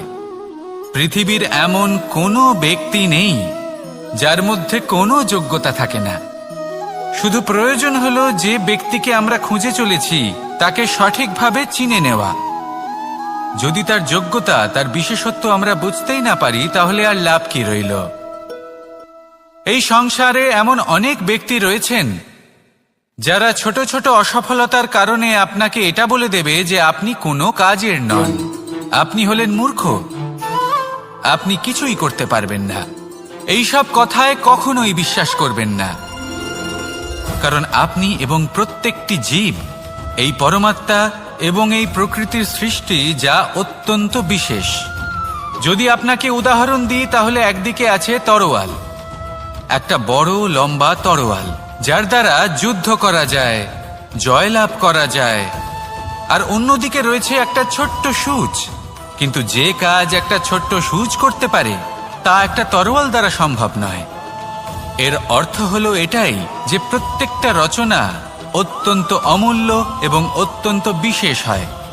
তাহলে বিশ্বাস রাখুন যে আপনি অত্যন্ত বিশেষ একজন, আর প্রেমের সাথে বলুন, রাধা রাধা।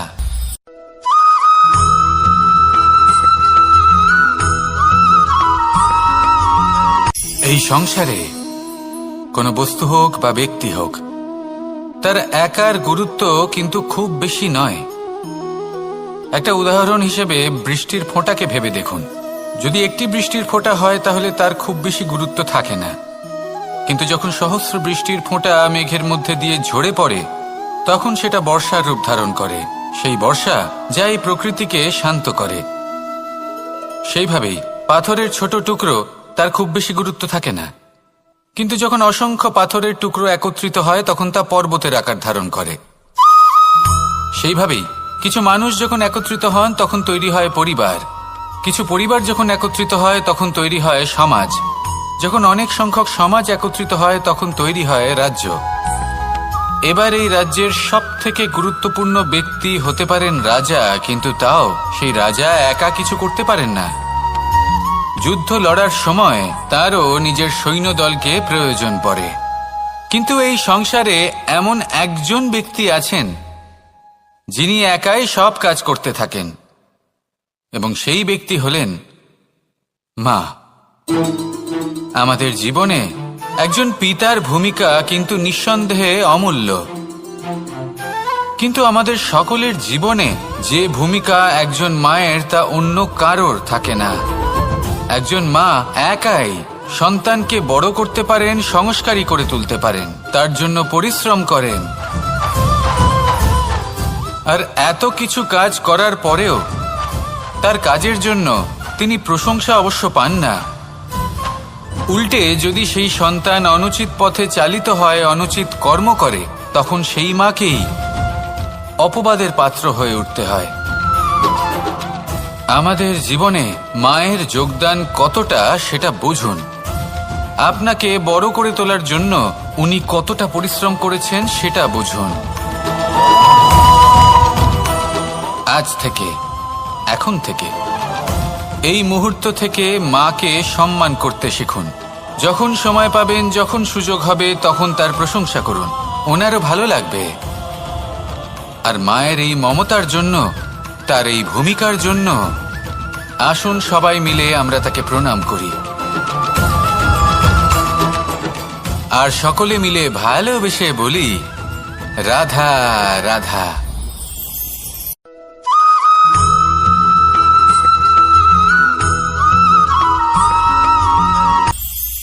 এটা হলো ধান গাছ। এর থেকে যে চাল উৎপন্ন হয় তা মানুষ গ্রহণ করেন। আর এটা কি? এ হলো জংলি ঘাস। একবার ভেবে দেখুন, যদি এই জংলি ঘাস ধান গাছের আশেপাশে থাকে তাহলে কি হবে? ধান উৎপন্ন হতে পারবে? তা উৎকৃষ্ট হতে পারবে? আমরা কি তা গ্রহণ করতে পারবো? কখনোই নয়। এই জংলি ঘাস ধানকে নষ্ট করে দেবে, কিন্তু নিজে জীবিত থাকবে। এটাই হলো আজকের শিক্ষা। এই সংসারে যদি আপনি নীতির পথে চলতে চান, উচিত কর্ম করতে চান, সংসারকে সেবা করতে চান, তাহলে জংলি ঘাসের মতো ব্যক্তিদের থেকে সবসময় দূরে থাকতে হবে। সেই ব্যক্তি যারা দুর্নীতি এবং মিথ্যা দ্বারা পরিপূর্ণ, যাদের ব্যবহার অশুভ, যাদের অনেক অশুভ গুণ রয়েছে, তারা সঠিক নয়। সেই সকল ব্যক্তি যাদের চরিত্র অত্যন্ত দুষ্ট হয়, তারা হয় শুভ চরিত্রের ব্যক্তিকে একদম নষ্ট করে দেয়, নয় নিজের মতো বানিয়ে তোলে। তাই যদি আপনি নীতির পথে চলতে চান, এই সংসারের জন্য শুভ কর্ম করতে চান, তাহলে সেই সঙ্গ লাভ করুন যে সঙ্গ জ্ঞানে পরিপূর্ণ, যাদের মধ্যে অনেক গুণ আছে, যাদের থেকে প্রতিদিন কিছু শিখতে পারবেন। এমন ব্যক্তির সাথে জীবন অতিবাহিত করুন। দুরাচারীদের থেকে দূরে থাকুন। তবেই এই মন প্রসন্ন হয়ে বলবে, রাধা রাধা।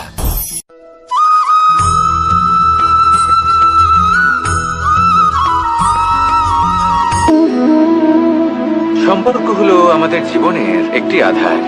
কিছু সম্পর্ক এমন যে আমরা জন্মসূত্রে লাভ করি, যেমন পরিবার, মা, বাবা। কিছু সম্পর্ক আছে যে আমরা জীবনে অর্জন করে থাকি, তা সে প্রেমের হোক, স্নেহের হোক বা বন্ধুত্বের। এই সকল সম্পর্ক লাভ করার বা গড়ে তোলার 5টি ধাপ রয়েছে। প্রথম ধাপ, কোনো ব্যক্তির সাথে আলাপ হওয়া, তার সাথে কথা বলা বা তাকে দেখা। দ্বিতীয় ধাপ, সে ব্যক্তিকে আমাদের ভালো লাগা। তৃতীয় ধাপ, আমাদের এটা চাইতে শুরু করা যে জীবনে এই ব্যক্তি যেন আমাদের বন্ধু হন, আমাদের জীবনে থাকেন, বা আমাদের কাউকে ভালোবেসে ফেলা। আর এটা আমাদের ভাবা বা চাওয়া যে সেই ব্যক্তি যেন আজীবন আমার সাথে থাকেন, আমার জীবনে আমার সাথী হয়ে। চতুর্থ ধাপ, লাভ করা। এবার এই ধাপটি অনেক মানুষের পক্ষেই খুবই সরল হয়, বড়ই সরল ভাবে নিজেদের সঙ্গীকে লাভ করে থাকেন। কিছু মানুষের জন্য এই ধাপ অত্যন্ত কঠিন হয়ে থাকে। অনেক প্রতিকূল পরিস্থিতির উপর জয়লাভ করে তারা সঙ্গীকে লাভ করেন, কিন্তু লাভ অবশ্যই করেন। এরপরে আসে পঞ্চম, অন্তিম এবং সব থেকে গুরুত্বপূর্ণ ধাপ। সেটা হলো সেই সম্পর্ক পালন করা। এটা হলো এমন এক বিষয় যা প্রত্যেক মানুষের শেখা উচিত। যদি ব্যক্তি নিজের জীবনে সম্পর্ক রক্ষা করতে শিখে যান, তবে প্রত্যেক সম্পর্ক তার জীবনকে স্বর্গ করে তুলবে। আসুন আর আমার সাথে ভালোবেসে বলুন, রাধা রাধা।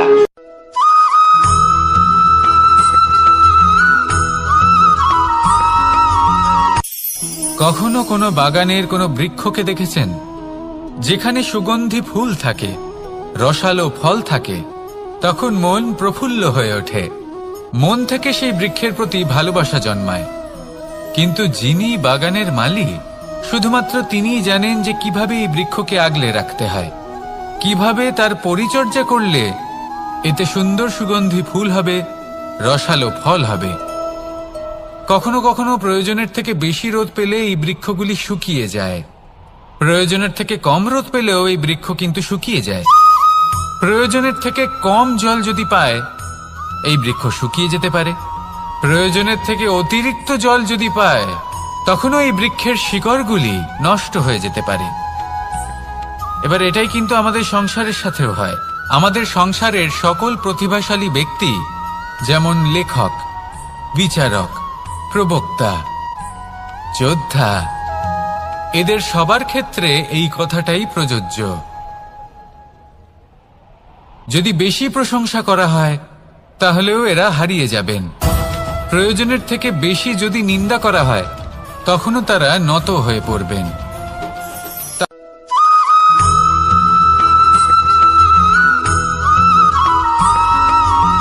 পঞ্চতত্ত্বের মধ্যে দ্বিতীয় তত্ত্ব হল ধরণী, ভূমি, যাকে আমরা ধরণী মাতা বলি। এই ধরণী ধৈর্য ধারণ করে, আর এর ওপরেই আমাদের সমগ্র সংসার নির্ভরশীল। কারণ এই ভূমি সহ্য ক্ষমতা রাখে, এর সহ্য ক্ষমতা হল অপরিসীম। সন্তান যতই আঘাত প্রদান করুক না কেন, প্রেম পূর্বক সহ্য করে, আর তার বদলে অমূল্য রত্ন প্রদান করে। সন্তান যদি হাল চালায়, তাহলে তার বদলে তাকে অন্ন প্রদান করে। এটাই হলো ধরণী। এবার এর থেকে আমরা কি শিক্ষা পেতে পারি? এটাই যে কারোর জন্য কিছু করা বা কাউকে কিছু দেওয়া মনে কোনো কামনা ছাড়াই। আর এই কথাটা বুঝে যান, যদি কারোর জন্য কামনা না রেখে বা কোনো পাওয়ার আশা না রেখে কারোর জন্য কিছু করেন বা কারোকে কিছু দেন, যদি এটা আপনি শিখতে পারেন, তবে আপনি ভালোবাসতে শিখে গেছেন। আর সেই জন্যই এই ধরিত্রীকে মাতা বলা হয়। কারণ মাতা শুধু উনি নন যিনি গর্ভে সন্তানকে ধারণ করেন, মাতা তো উনিও যিনি জীবন বাঁচতে শেখান, যিনি জীবন বাঁচার উদাহরণ প্রদান করেন। তাহলে ধরণীর থেকে এই নিঃস্বার্থ ভাব শিখুন, নিঃস্বার্থ ভালোবাসা শিখুন, আর এই ভালোবাসার সাথেই বলুন, রাধা রাধা।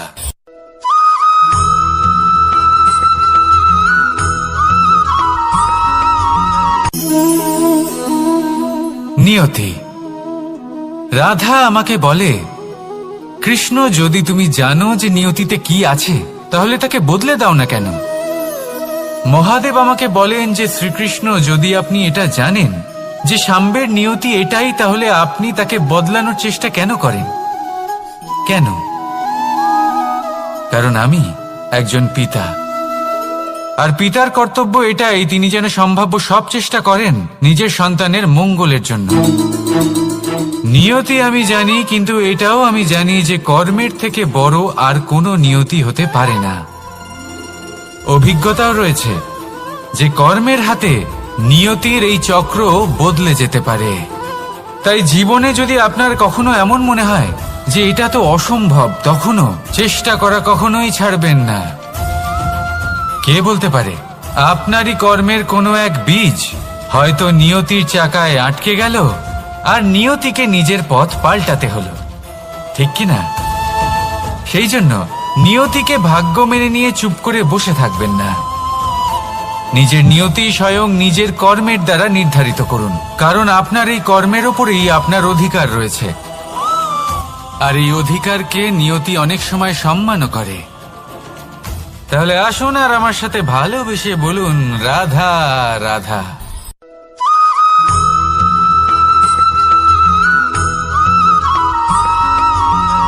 মানুষ ভাবেন যে ধন অর্জন করা হলো অত্যন্ত গুরুত্বপূর্ণ।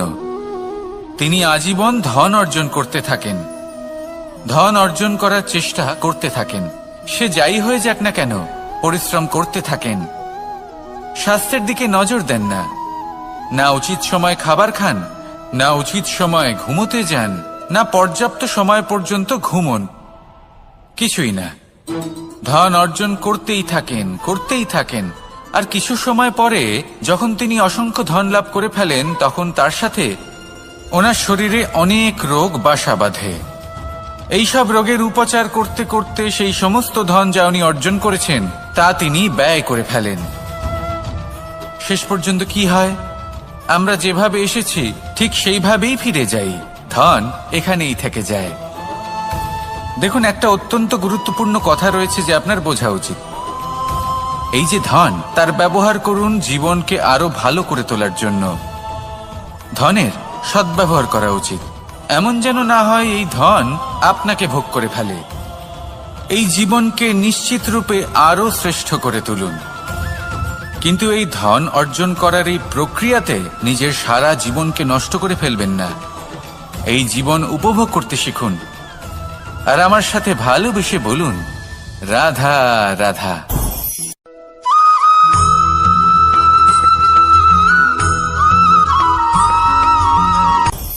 আপনি কখনো পর্বতের শিখরে উঠেছেন?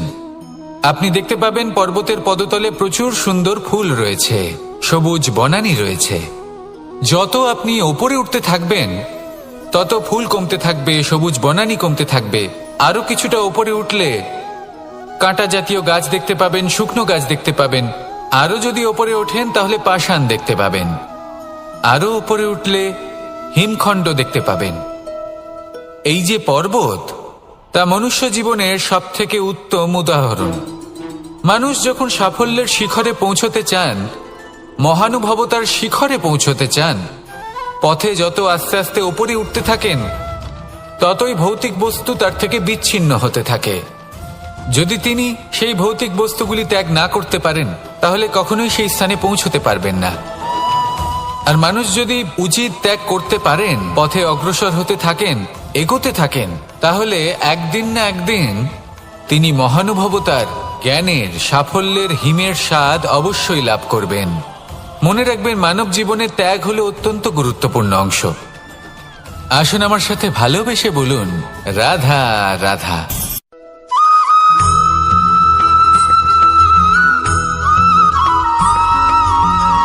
কেউ বলে জীবন খুব ক্ষণস্থায়ী, কেউ বলে জীবন হলো একটা সুন্দর স্বপ্নের মতো, আবার কেউ বলবে জীবন হলো এক কঠোর সত্য।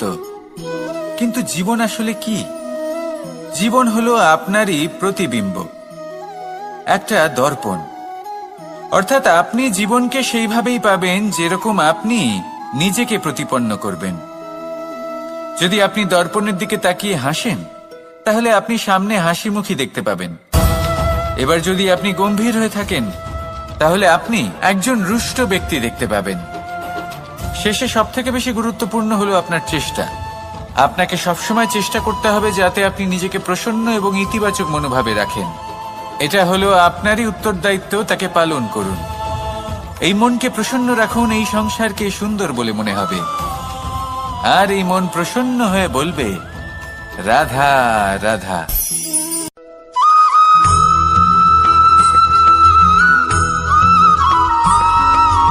আমাদের শরীর প্রকৃতির সর্বশ্রেষ্ঠ রচনা। যে অঙ্গ প্রত্যঙ্গ আমরা লাভ করেছি, প্রত্যেকটির মধ্যে একটি নিজস্ব বার্তা রয়েছে। একটু ভেবে দেখুন, দুটি চোখ দিয়েছে দেখার জন্য, দুটি কান দিয়েছে শোনার জন্য, নাসিকাও আছে দুটি, দুটি হাত দিয়েছে দ্বিগুণ পরিশ্রম করার জন্য। কিন্তু জীব শুধুমাত্র একটি, তার উপরেও তীক্ষ্ণ বলিষ্ঠ দাঁত দিয়েছে তার রক্ষার জন্য। কখনো ভেবে দেখেছেন কেন?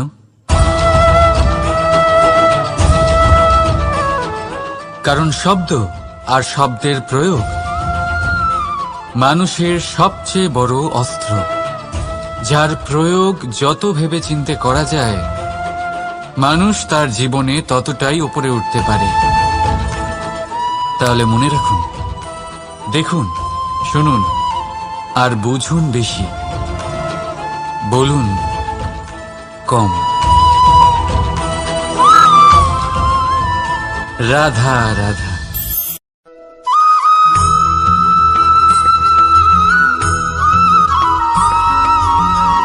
জীবন কিসের উপর নির্ভরশীল? ধনের ওপর? বৈভবের অনুভব যদি আপনি করতে চান তাহলে তা পাবেন শুধু একতার দ্বারা, সংগঠনের দ্বারা। যদি আপনাকে উদাহরণ দিই, নিজের এই হাতটাকে দেখুন, 5টা আঙুল রয়েছে।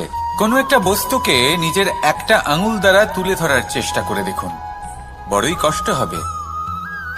তখন আপনি বুঝতে পারবেন যখন এই 5টি আঙুল একত্রিত হয় তখন কোনো কাজ কতটা সহজ হতে পারে। এটাই হলো শক্তি একতার। সব থেকে ভালো উদাহরণ যদি আপনাকে দিই তাহলে বাঁশি। এই বাঁশি থেকে অত্যন্ত মধুর সুর নির্গত হয় যা সবার মন প্রসন্ন করে দেয়।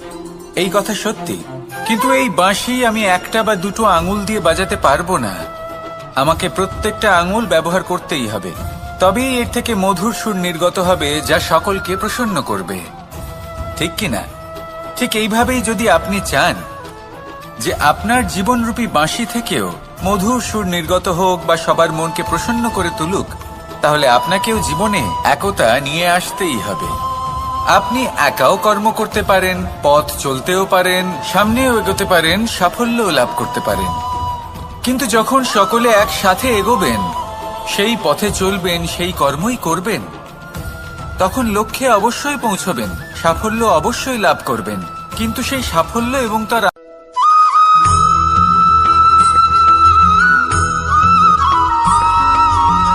এই সংসারে সব থেকে বেশি কোমল বস্তু হলো রেশম।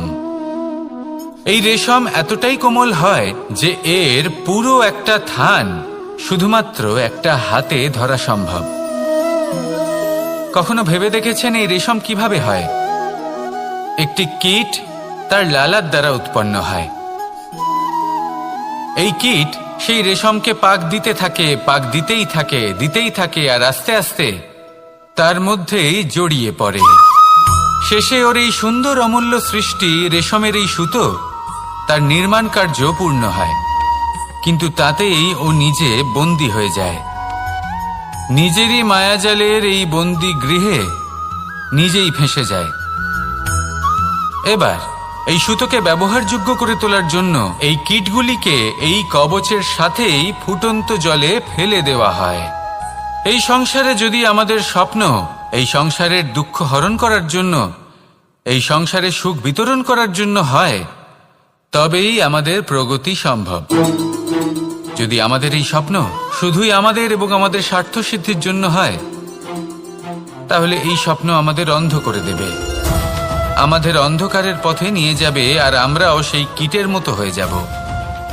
নিজেদেরই মায়াজালে আমরা নিজেই ফেঁসে যাব, আর শেষে আমরা যদি কিছু লাভ করি তা হবে একাকিত্ব, অন্ধকারময় মৃত্যু। তাই স্বপ্ন অবশ্যই দেখুন, কিন্তু এমনভাবে স্বপ্ন দেখবেন না যে তার এই বন্দিগৃহে আপনি নিজেই ফেঁসে গেলেন। স্বপ্ন দেখুন পরোপকারে।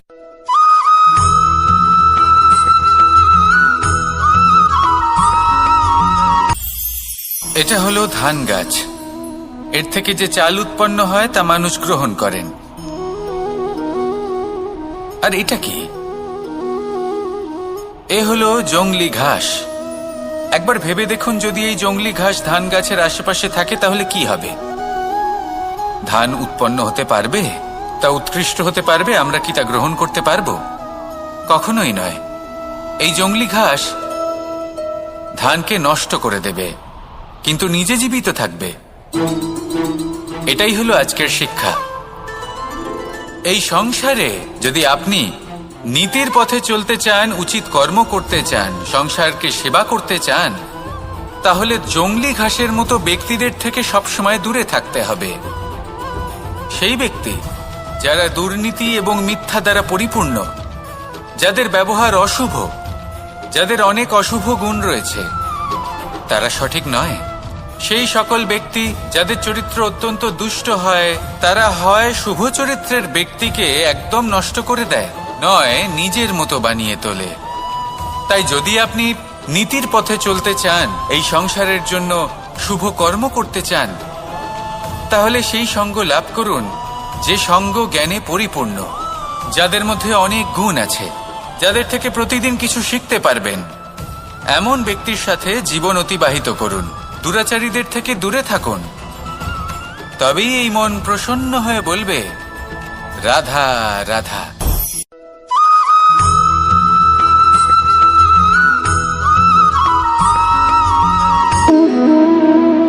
সম্পর্ক হলো আমাদের জীবনের একটি আধার। কিছু সম্পর্ক এমন যা আমরা জন্মসূত্রে লাভ করি, যেমন পরিবার, মা, বাবা। কিছু সম্পর্ক আছে যা আমরা জীবনে অর্জন করে থাকি, তা সে প্রেমের হোক, স্নেহের হোক বা বন্ধুত্বের। এই সকল সম্পর্ক লাভ করার বা গড়ে তোলার 5টি ধাপ রয়েছে। প্রথম ধাপ, কোনো ব্যক্তির সাথে আলাপ হওয়া, তার সাথে কথা বলা বা তাকে দেখা। দ্বিতীয় ধাপ, সে ব্যক্তিকে আমাদের ভালো লাগা। তৃতীয় ধাপ, আমাদের এটা চাইতে শুরু করা যে জীবনে এই ব্যক্তি যেন আমাদের বন্ধু হন, আমাদের জীবনে থাকেন, বা আমাদের কাউকে ভালোবেসে ফেলা আর এটা আমাদের ভাবা বা চাওয়া যে সেই ব্যক্তি যেন আজীবন আমার সাথে থাকেন, আমার জীবনে আমার সাথী হয়ে। চতুর্থ ধাপ, লাভ করা। এবার এই ধাপটি অনেক মানুষের পক্ষেই খুবই সরল হয়, বড়ই সরলভাবে নিজেদের সঙ্গীকে লাভ করে থাকেন। কিছু মানুষের জন্য এই ধাপ অত্যন্ত কঠিন হয়ে থাকে। অনেক প্রতিকূল পরিস্থিতির উপর জয়লাভ করে তারা সঙ্গীকে লাভ করেন, কিন্তু লাভ অবশ্যই করেন। এরপরে আসে পঞ্চম, অন্তিম এবং সব থেকে গুরুত্বপূর্ণ ধাপ। সেটা হলো সেই সম্পর্ক পালন করা। এটা হলো এমন এক বিষয় যা প্রত্যেক মানুষের শেখা উচিত। যদি ব্যক্তি নিজের জীবনে সম্পর্ক রক্ষা করতে শিখে যান, তবে প্রত্যেক সম্পর্ক তার জীবনকে স্বর্গ করে তুলবে। আসুন আর আমার সাথে ভালোবেসে বলুন, রাধা রাধা।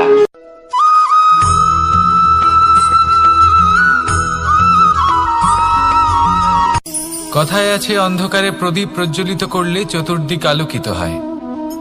কিন্তু যদি এই প্রদীপ আমি সূর্যের আলোর সম্মুখে সকালবেলায় প্রজ্বলিত করে রেখে দিই, তাহলে কি হবে? আপনি বলবেন যে এটা করে তো কোনো লাভই হলো না। সূর্যের প্রকাশের সামনে এই প্রদীপ আসলে কিছুই নয়। এবার এই চিন্তা ভাবনা প্রত্যেক দিন করতে হবে, আর একটা অমূল্য শিক্ষা পেতে হবে। মনে করুন যে আপনি মহাপুরুষের সামনে বসে আছেন, কোনো মহাজ্ঞানীর সামনে। তাহলে সেই ব্যক্তির সামনে নিজের জ্ঞানের প্রদীপ প্রজ্বলিত করবেন না, নীরব থাকুন, আর সেই ব্যক্তির সূর্যের প্রকাশের মতো জ্ঞান প্রাপ্ত করুন। যতটা পারবেন জ্ঞান লাভ করুন। যদি এমন কোনো সময়, এমন কোনো স্থানে আপনি আছেন যেখানে চতুর্দিক অন্ধকার, কারোর কাছেই জ্ঞান নেই, সেখানে নিজের জ্ঞানের প্রদীপ প্রজ্বলিত করুন। এমন করলে দুদিক থেকেই আপনার লাভ হবে।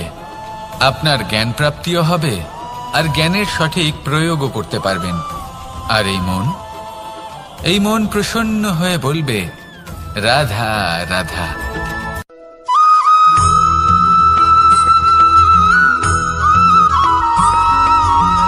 কথায় আছে যে এমন কোনো অক্ষর নেই যার দ্বারা কোনো মন্ত্র হয় না। এমন কোনো বনস্পতি নেই যা নিজেই একটা ঔষধি নয়। পৃথিবীর এমন কোনো ব্যক্তি নেই যার মধ্যে কোনো যোগ্যতা থাকে না। শুধু প্রয়োজন হলো যে ব্যক্তিকে আমরা খুঁজে চলেছি তাকে সঠিকভাবে চিনে নেওয়া। যদি তার যোগ্যতা, তার বিশেষত্ব আমরা বুঝতেই না পারি, তাহলে আর লাভ কি রইল? এই সংসারে এমন অনেক ব্যক্তি রয়েছেন যারা ছোট ছোট অসফলতার কারণে আপনাকে এটা বলে দেবে যে আপনি কোনো কাজের নন, আপনি হলেন মূর্খ, আপনি কিছুই করতে পারবেন না। এইসব কথায় কখনোই বিশ্বাস করবেন না, কারণ আপনি এবং প্রত্যেকটি জীব এই পরমাত্মা এবং এই প্রকৃতির সৃষ্টি যা অত্যন্ত বিশেষ। যদি আপনাকে উদাহরণ দিই তাহলে একদিকে আছে তরোয়াল, একটা বড় লম্বা তরোয়াল যার দ্বারা যুদ্ধ করা যায়, জয়লাভ করা যায়। আর অন্যদিকে রয়েছে একটা ছোট্ট সূচ, কিন্তু যে কাজ একটা ছোট্ট সূচ করতে পারে তা একটা তরোয়াল দ্বারা সম্ভব নয়। এর অর্থ হলো এটাই যে প্রত্যেকটা রচনা অত্যন্ত অমূল্য এবং অত্যন্ত বিশেষ হয়। তাহলে বিশ্বাস রাখুন যে আপনি অত্যন্ত বিশেষ একজন, আর প্রেমের সাথে বলুন রাধা রাধা।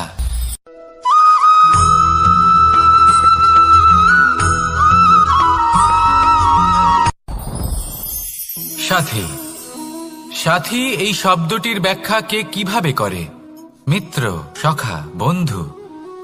কিন্তু অর্থ একটাই, তিনি যিনি আপনার সঙ্গী হন আর তিনি যার সাথী আপনি হন।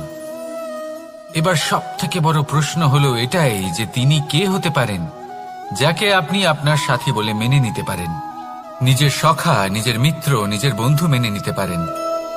আপনার সাথী হলেন তিনি যিনি দুঃখের সময় আপনার পাশে থাকবেন, আপনার হাত ধরে থাকবেন। আপনার সাথী হলেন তিনি যার হাত আপনি নিজের সুখের দিনে ধরে থাকবেন। সেই সাথীরই হাত ধরুন যিনি দুঃখে সবসময় আপনাকে সাহায্য করার জন্য তৎপর হয়ে থাকেন, আপনার পাশে থাকেন, আর যাকে সুখের দিনে আপনি আপনার সাথে রাখতে পারেন। আর যখন আপনার সাথে আপনার এই সাথী থাকবে তখন আপনি এটা বুঝবেন যে যখন জীবনে দুঃখ আসে তখন এই দুঃখ কমে যায়, সবার মধ্যে ভাগ হয়ে যায়। আর যদি তখন সুখ আসে তাহলে সেটা সবার উপস্থিতিতে আরো বেড়ে যায়। এটাই হলো প্রেম, এটাই হলো ভালোবাসা, এটাই হলো সঙ্গ, যেমন সম্পর্ক আমার আর রাধার মাঝে। তাহলে আসুন আর আমার সাথে ভালোবেসে বলুন রাধা রাধা।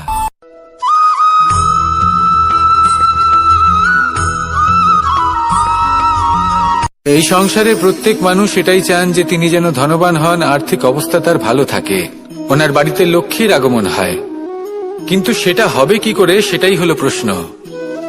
কেউ বলেন যে যদি পরিশ্রম করো তাহলে ধন অর্জন সম্ভব, কেউ বলেন যে যদি বিদ্যা লাভ হয় তবেই ধন অর্জন সম্ভব, কেউ বলেন যে যদি বলশালী হও তবেই সম্পন্ন থাকবে। ভালো কথা, যদি তাই হয়ে থাকে তবে দিনমজুর সারা দিন পরিশ্রম করেন, তিনি কেন ধনী হন না? অনেকজন বিদ্বান মানুষ আছেন এই সংসারে, তারা কেন ধনবান হন না? অনেক সংখ্যক বলশালী ব্যক্তি আছেন, তাদের কাছে ধন নেই কেন? তাদের কেন ধনের অভাব হয়? আবার এমনও কিছু মানুষ আছেন যারা পরিশ্রম করেন, তারা দিনমজুর, কিন্তু তারা ধন অর্জন করতে পারেন। কিছু বিদ্বান ব্যক্তি আছেন যাদের কাছে অধিক মাত্রায় ধন রয়েছে, কয়েকজন বলশালী ব্যক্তি রয়েছেন যাদের কাছে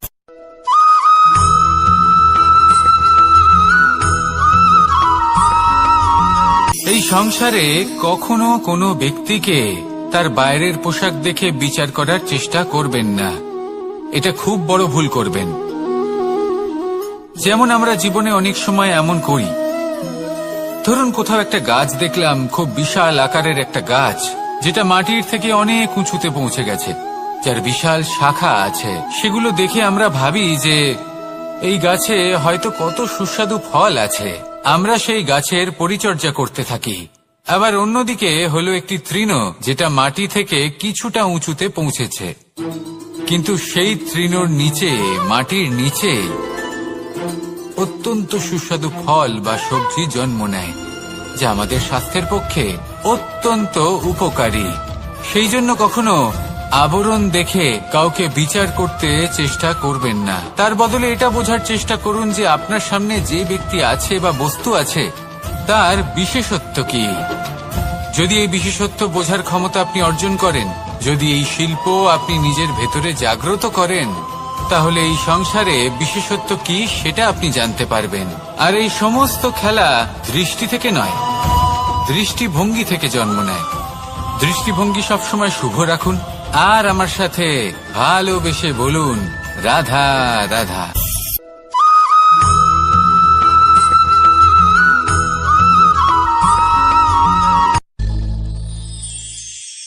শিশিরের বিন্দু পাতার ওপর পড়ে আর তার গায়ে লেগে থাকে।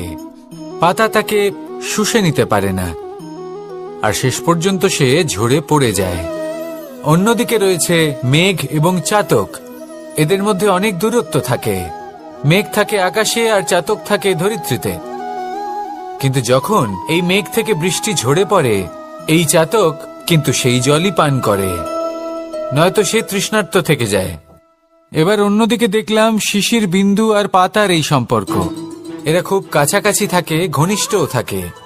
অন্যদিকে রয়েছে মেঘ এবং চাতকের সম্পর্ক, যাদের মধ্যে অনেক দূরত্ব থাকা সত্ত্বেও তারা খুব ঘনিষ্ঠ, তাই না? এই সারমর্ম খুব সরল। এই নৈকট্য, এই দূরত্ব, তা আপনার সম্পর্কে প্রভাব কিছুতেই ফেলতে পারে না।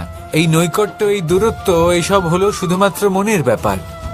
কখনো আপনি অনুভব করেছেন আপনি কারোর থেকে অনেক অনেক দূরে আছেন, অনেক দূরে আছেন, তাও সেই ব্যক্তির প্রতি আপনি টান অনুভব করেন। সেখানে আপনি কারোর সাথে প্রত্যেক দিন অতিবাহিত করেন, সমস্ত জীবন অতিবাহিত করেন, সব থেকে বেশি সময় তার সাথে অতিবাহিত করেন, তাও তার প্রতি সেই টান অনুভব করেন না। এই সংকেত হলো মনের দূরত্বের। তাহলে মনের এই দূরত্ব দূর করুন আর আমার সাথে।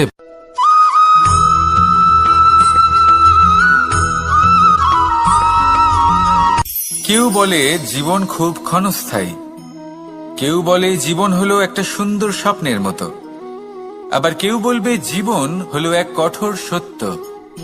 কিন্তু জীবন আসলে কি?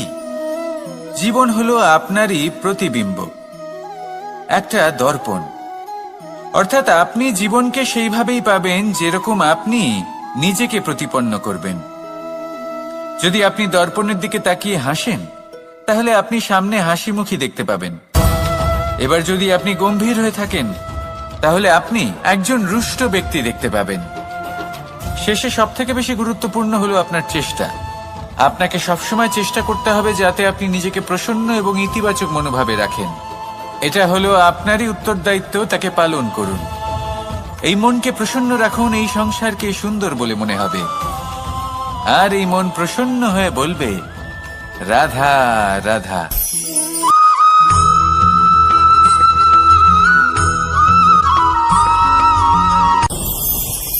ভয়ের সাথে আমরা সবাই পরিচিত, কষ্টও আমরা সবাই পেয়েছি। কখনো কখনো আমরা অসুস্থ হয়ে পড়ি, আর এমন সময় হলে মাতার মমতা, কখনো বাবার স্নেহ, কখনো বন্ধুদের পাশে থাকার অনুভূতি আমাদের রোগ নিরাময়ে সাহায্য করে। কখনো যদি আমরা নিরাশ হয়ে পড়ি, তখন যদি আমাদের কোনো আপনজন আমাদের দুটো ভালো কথা বলে, তখন আমাদের মনোবল বেড়ে যায়। ঠিক তেমন সংসারের এই রঙ্গমঞ্চে যদি আপনি পীড়িত অনুভব করেন, কিছু শুভ কথা আলোচনা করুন, কিছু স্তুতি গান করুন, কিছু মুহূর্তের জন্য হলেও নিজের ইষ্টদেবের কথা স্মরণ করুন আর প্রার্থনা করুন। সাহস বাড়বে, শক্তিও বৃদ্ধি পাবে এবং সামনে এগিয়ে চলার পথও দেখতে পাবেন। তখন এই মন প্রসন্ন হয়ে বলবে, রাধা রাধা।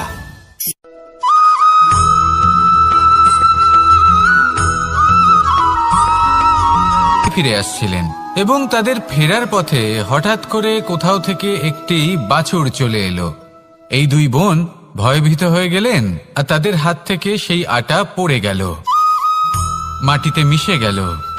এবার এই পুরো ঘটনাক্রমে যদি কারোর বিন্দুমাত্র লাভ হয়ে থাকে, বিন্দুমাত্র আনন্দ পেয়ে থাকে, তাহলে সে কে? সেই ছোট বোন, যিনি মাঝে মাঝেই গমের দানা তুলছিলেন এবং খাচ্ছিলেন। কিছুটা হলেও উনি আনন্দ লাভ করেছিলেন। এবার এরকমই হলো আমাদের জীবনে ভক্তি এবং ভালোবাসা সংক্রান্ত বিষয়। মানুষ নিজের জীবনের দৈনিক কাজে এতটাই ব্যস্ত হয়ে পড়েন, প্রত্যেকদিন শুধু কাজ কাজ কাজ কাজ করতে থাকেন, আর তাতে ভক্তি এবং ভালোবাসার জন্য সময় বার করতেই পারেন না। দেখুন, জীবনে ভক্তি আর প্রেমের এই যে ছোট ছোট মুহূর্ত আছে, এগুলো যদি আপনি যাপন করতে পারেন, তাহলে তাতেই আপনি তৃপ্তি লাভ করবেন।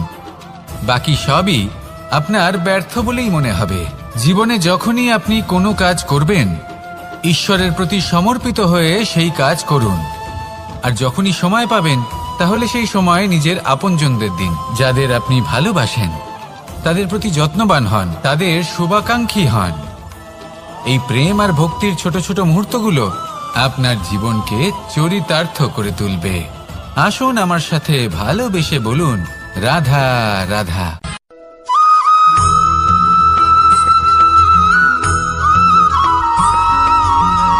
মানুষের মানসিকতা এমন হয় যে সে যতটা করে আশা করে যে তার থেকে অনেক বেশি তার বদলে সে পাবে। দেখুন, সবকিছুই আপনার ভাবনা চিন্তার উপর নির্ভর করছে। আপনি যদি ফলের বিষয়ে ভেবে কর্ম করতে থাকেন তাহলে সেটা অনুচিত। জীবনের আসল আনন্দ হলো নিজের কর্ম করতে থাকা, ফলের চিন্তা করা উচিত নয়। যদি আপনি এরকম ভাবেন যে আমি এতটা করছি, আমার এতটা পাওয়া উচিত, সেই ভাবনা অনুচিত। যদি আপনি সেবার মানসিকতা নিয়ে কর্ম করতে থাকেন, কর্মচক্রে প্রবাহিত হন, যদি আপনি এমন ভাবনা রাখেন যে আমি এতটা পাচ্ছি তাই এর থেকে অনেক বেশি আমি কর্ম করব, তাহলে নিশ্চিত রূপে আপনি যতটা করছেন তার থেকে অনেক বেশি আপনি পাবেন।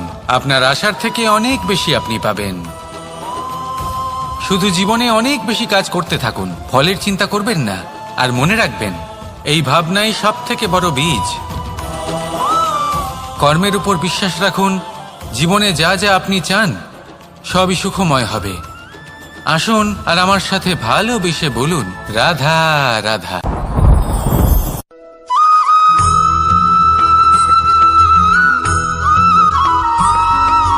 প্রত্যেক মানুষ নিজের জীবনে হীরক তথা হীরে এবং দর্পণ এই দুই দেখেছেন।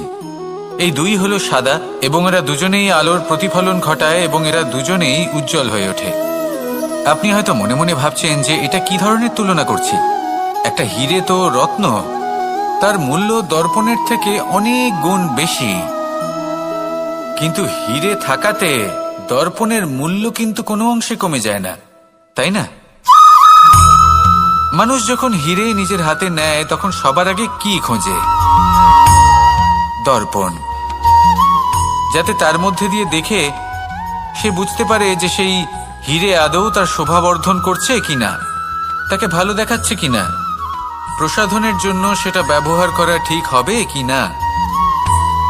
অর্থাৎ হীরের উপস্থিতিতে দর্পণের গুরুত্ব কম হলো না, দর্পণের কারণে হীরের মূল্য বোঝা গেল। আমাদের জীবনেও ঠিক এরকমই ঘটে।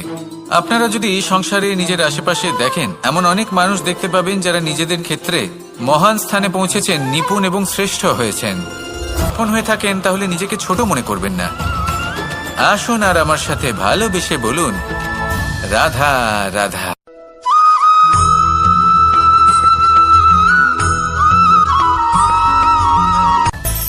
মানুষের মধ্যে একটা বিচিত্র প্রবৃত্তি থাকে, অন্য সকলের বিষয়ে, তাদের জীবনের বিষয়ে, তাদের ব্যক্তিত্বের বিষয়ে, তাদের ভবিষ্যতের বিষয়ে অনুমান করা। এটা হলো অনুচিত।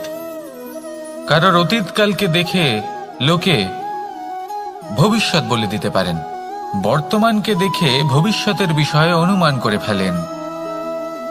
উদাহরণ দিতে হলে বলবো, কোনো দাসকে দেখুন, ওকে দেখে লোকে বলে যে ওর ভবিষ্যৎ সেটাই হতে পারে, অনুমান করে ফেলেন। আর এই রাজাকে দেখুন, উনি তো কত সুখী হবেন, উনি তো জগতের সব থেকে অধিক সুখী মানুষ, কত সুখ সুবিধা আছে ওনার কাছে, ধারণা করে ফেলেন। তবে সত্য তো এটাই যে কারোর ব্যক্তিত্বের বিষয়ে, তাদের ভবিষ্যতের বিষয়ে আপনি পূর্ণ সত্য কখনোই বলতে পারবেন না, শুধু অনুমান করতে পারবেন। আর এই অনুমান করে সত্যি কোনো লাভ হয় না, কারণ এই কাল সেটা হলো অত্যন্ত শক্তিশালী। কালো থেকে কালোতর কয়লাকেও হীরেতে পরিণত করতে পারে, অনেক বড় বড় রাজাকেও বিদূষক বানিয়ে ফেলতে পারে এক মুহূর্তেই। তাহলে আপনি অনুমান করে কি লাভ? কি পেলেন অনুমান করে? সেই জন্য কারোর বিষয়ে কোনো অনুমান করবেন না, তার ভবিষ্যতের বিষয়ে অনুমান করতে যাবেন না, কারোর বিষয়ে কোনো ধারণা করে নেবেন না। কিছু করতে হলে ভালোবাসুন, সবার মধ্যে ভালোবাসা ছড়ান, সবার মধ্যে ধন্যাত্মক ভাব ছড়ান। এই মন প্রসন্ন হয়ে বলবে, রাধা রাধা।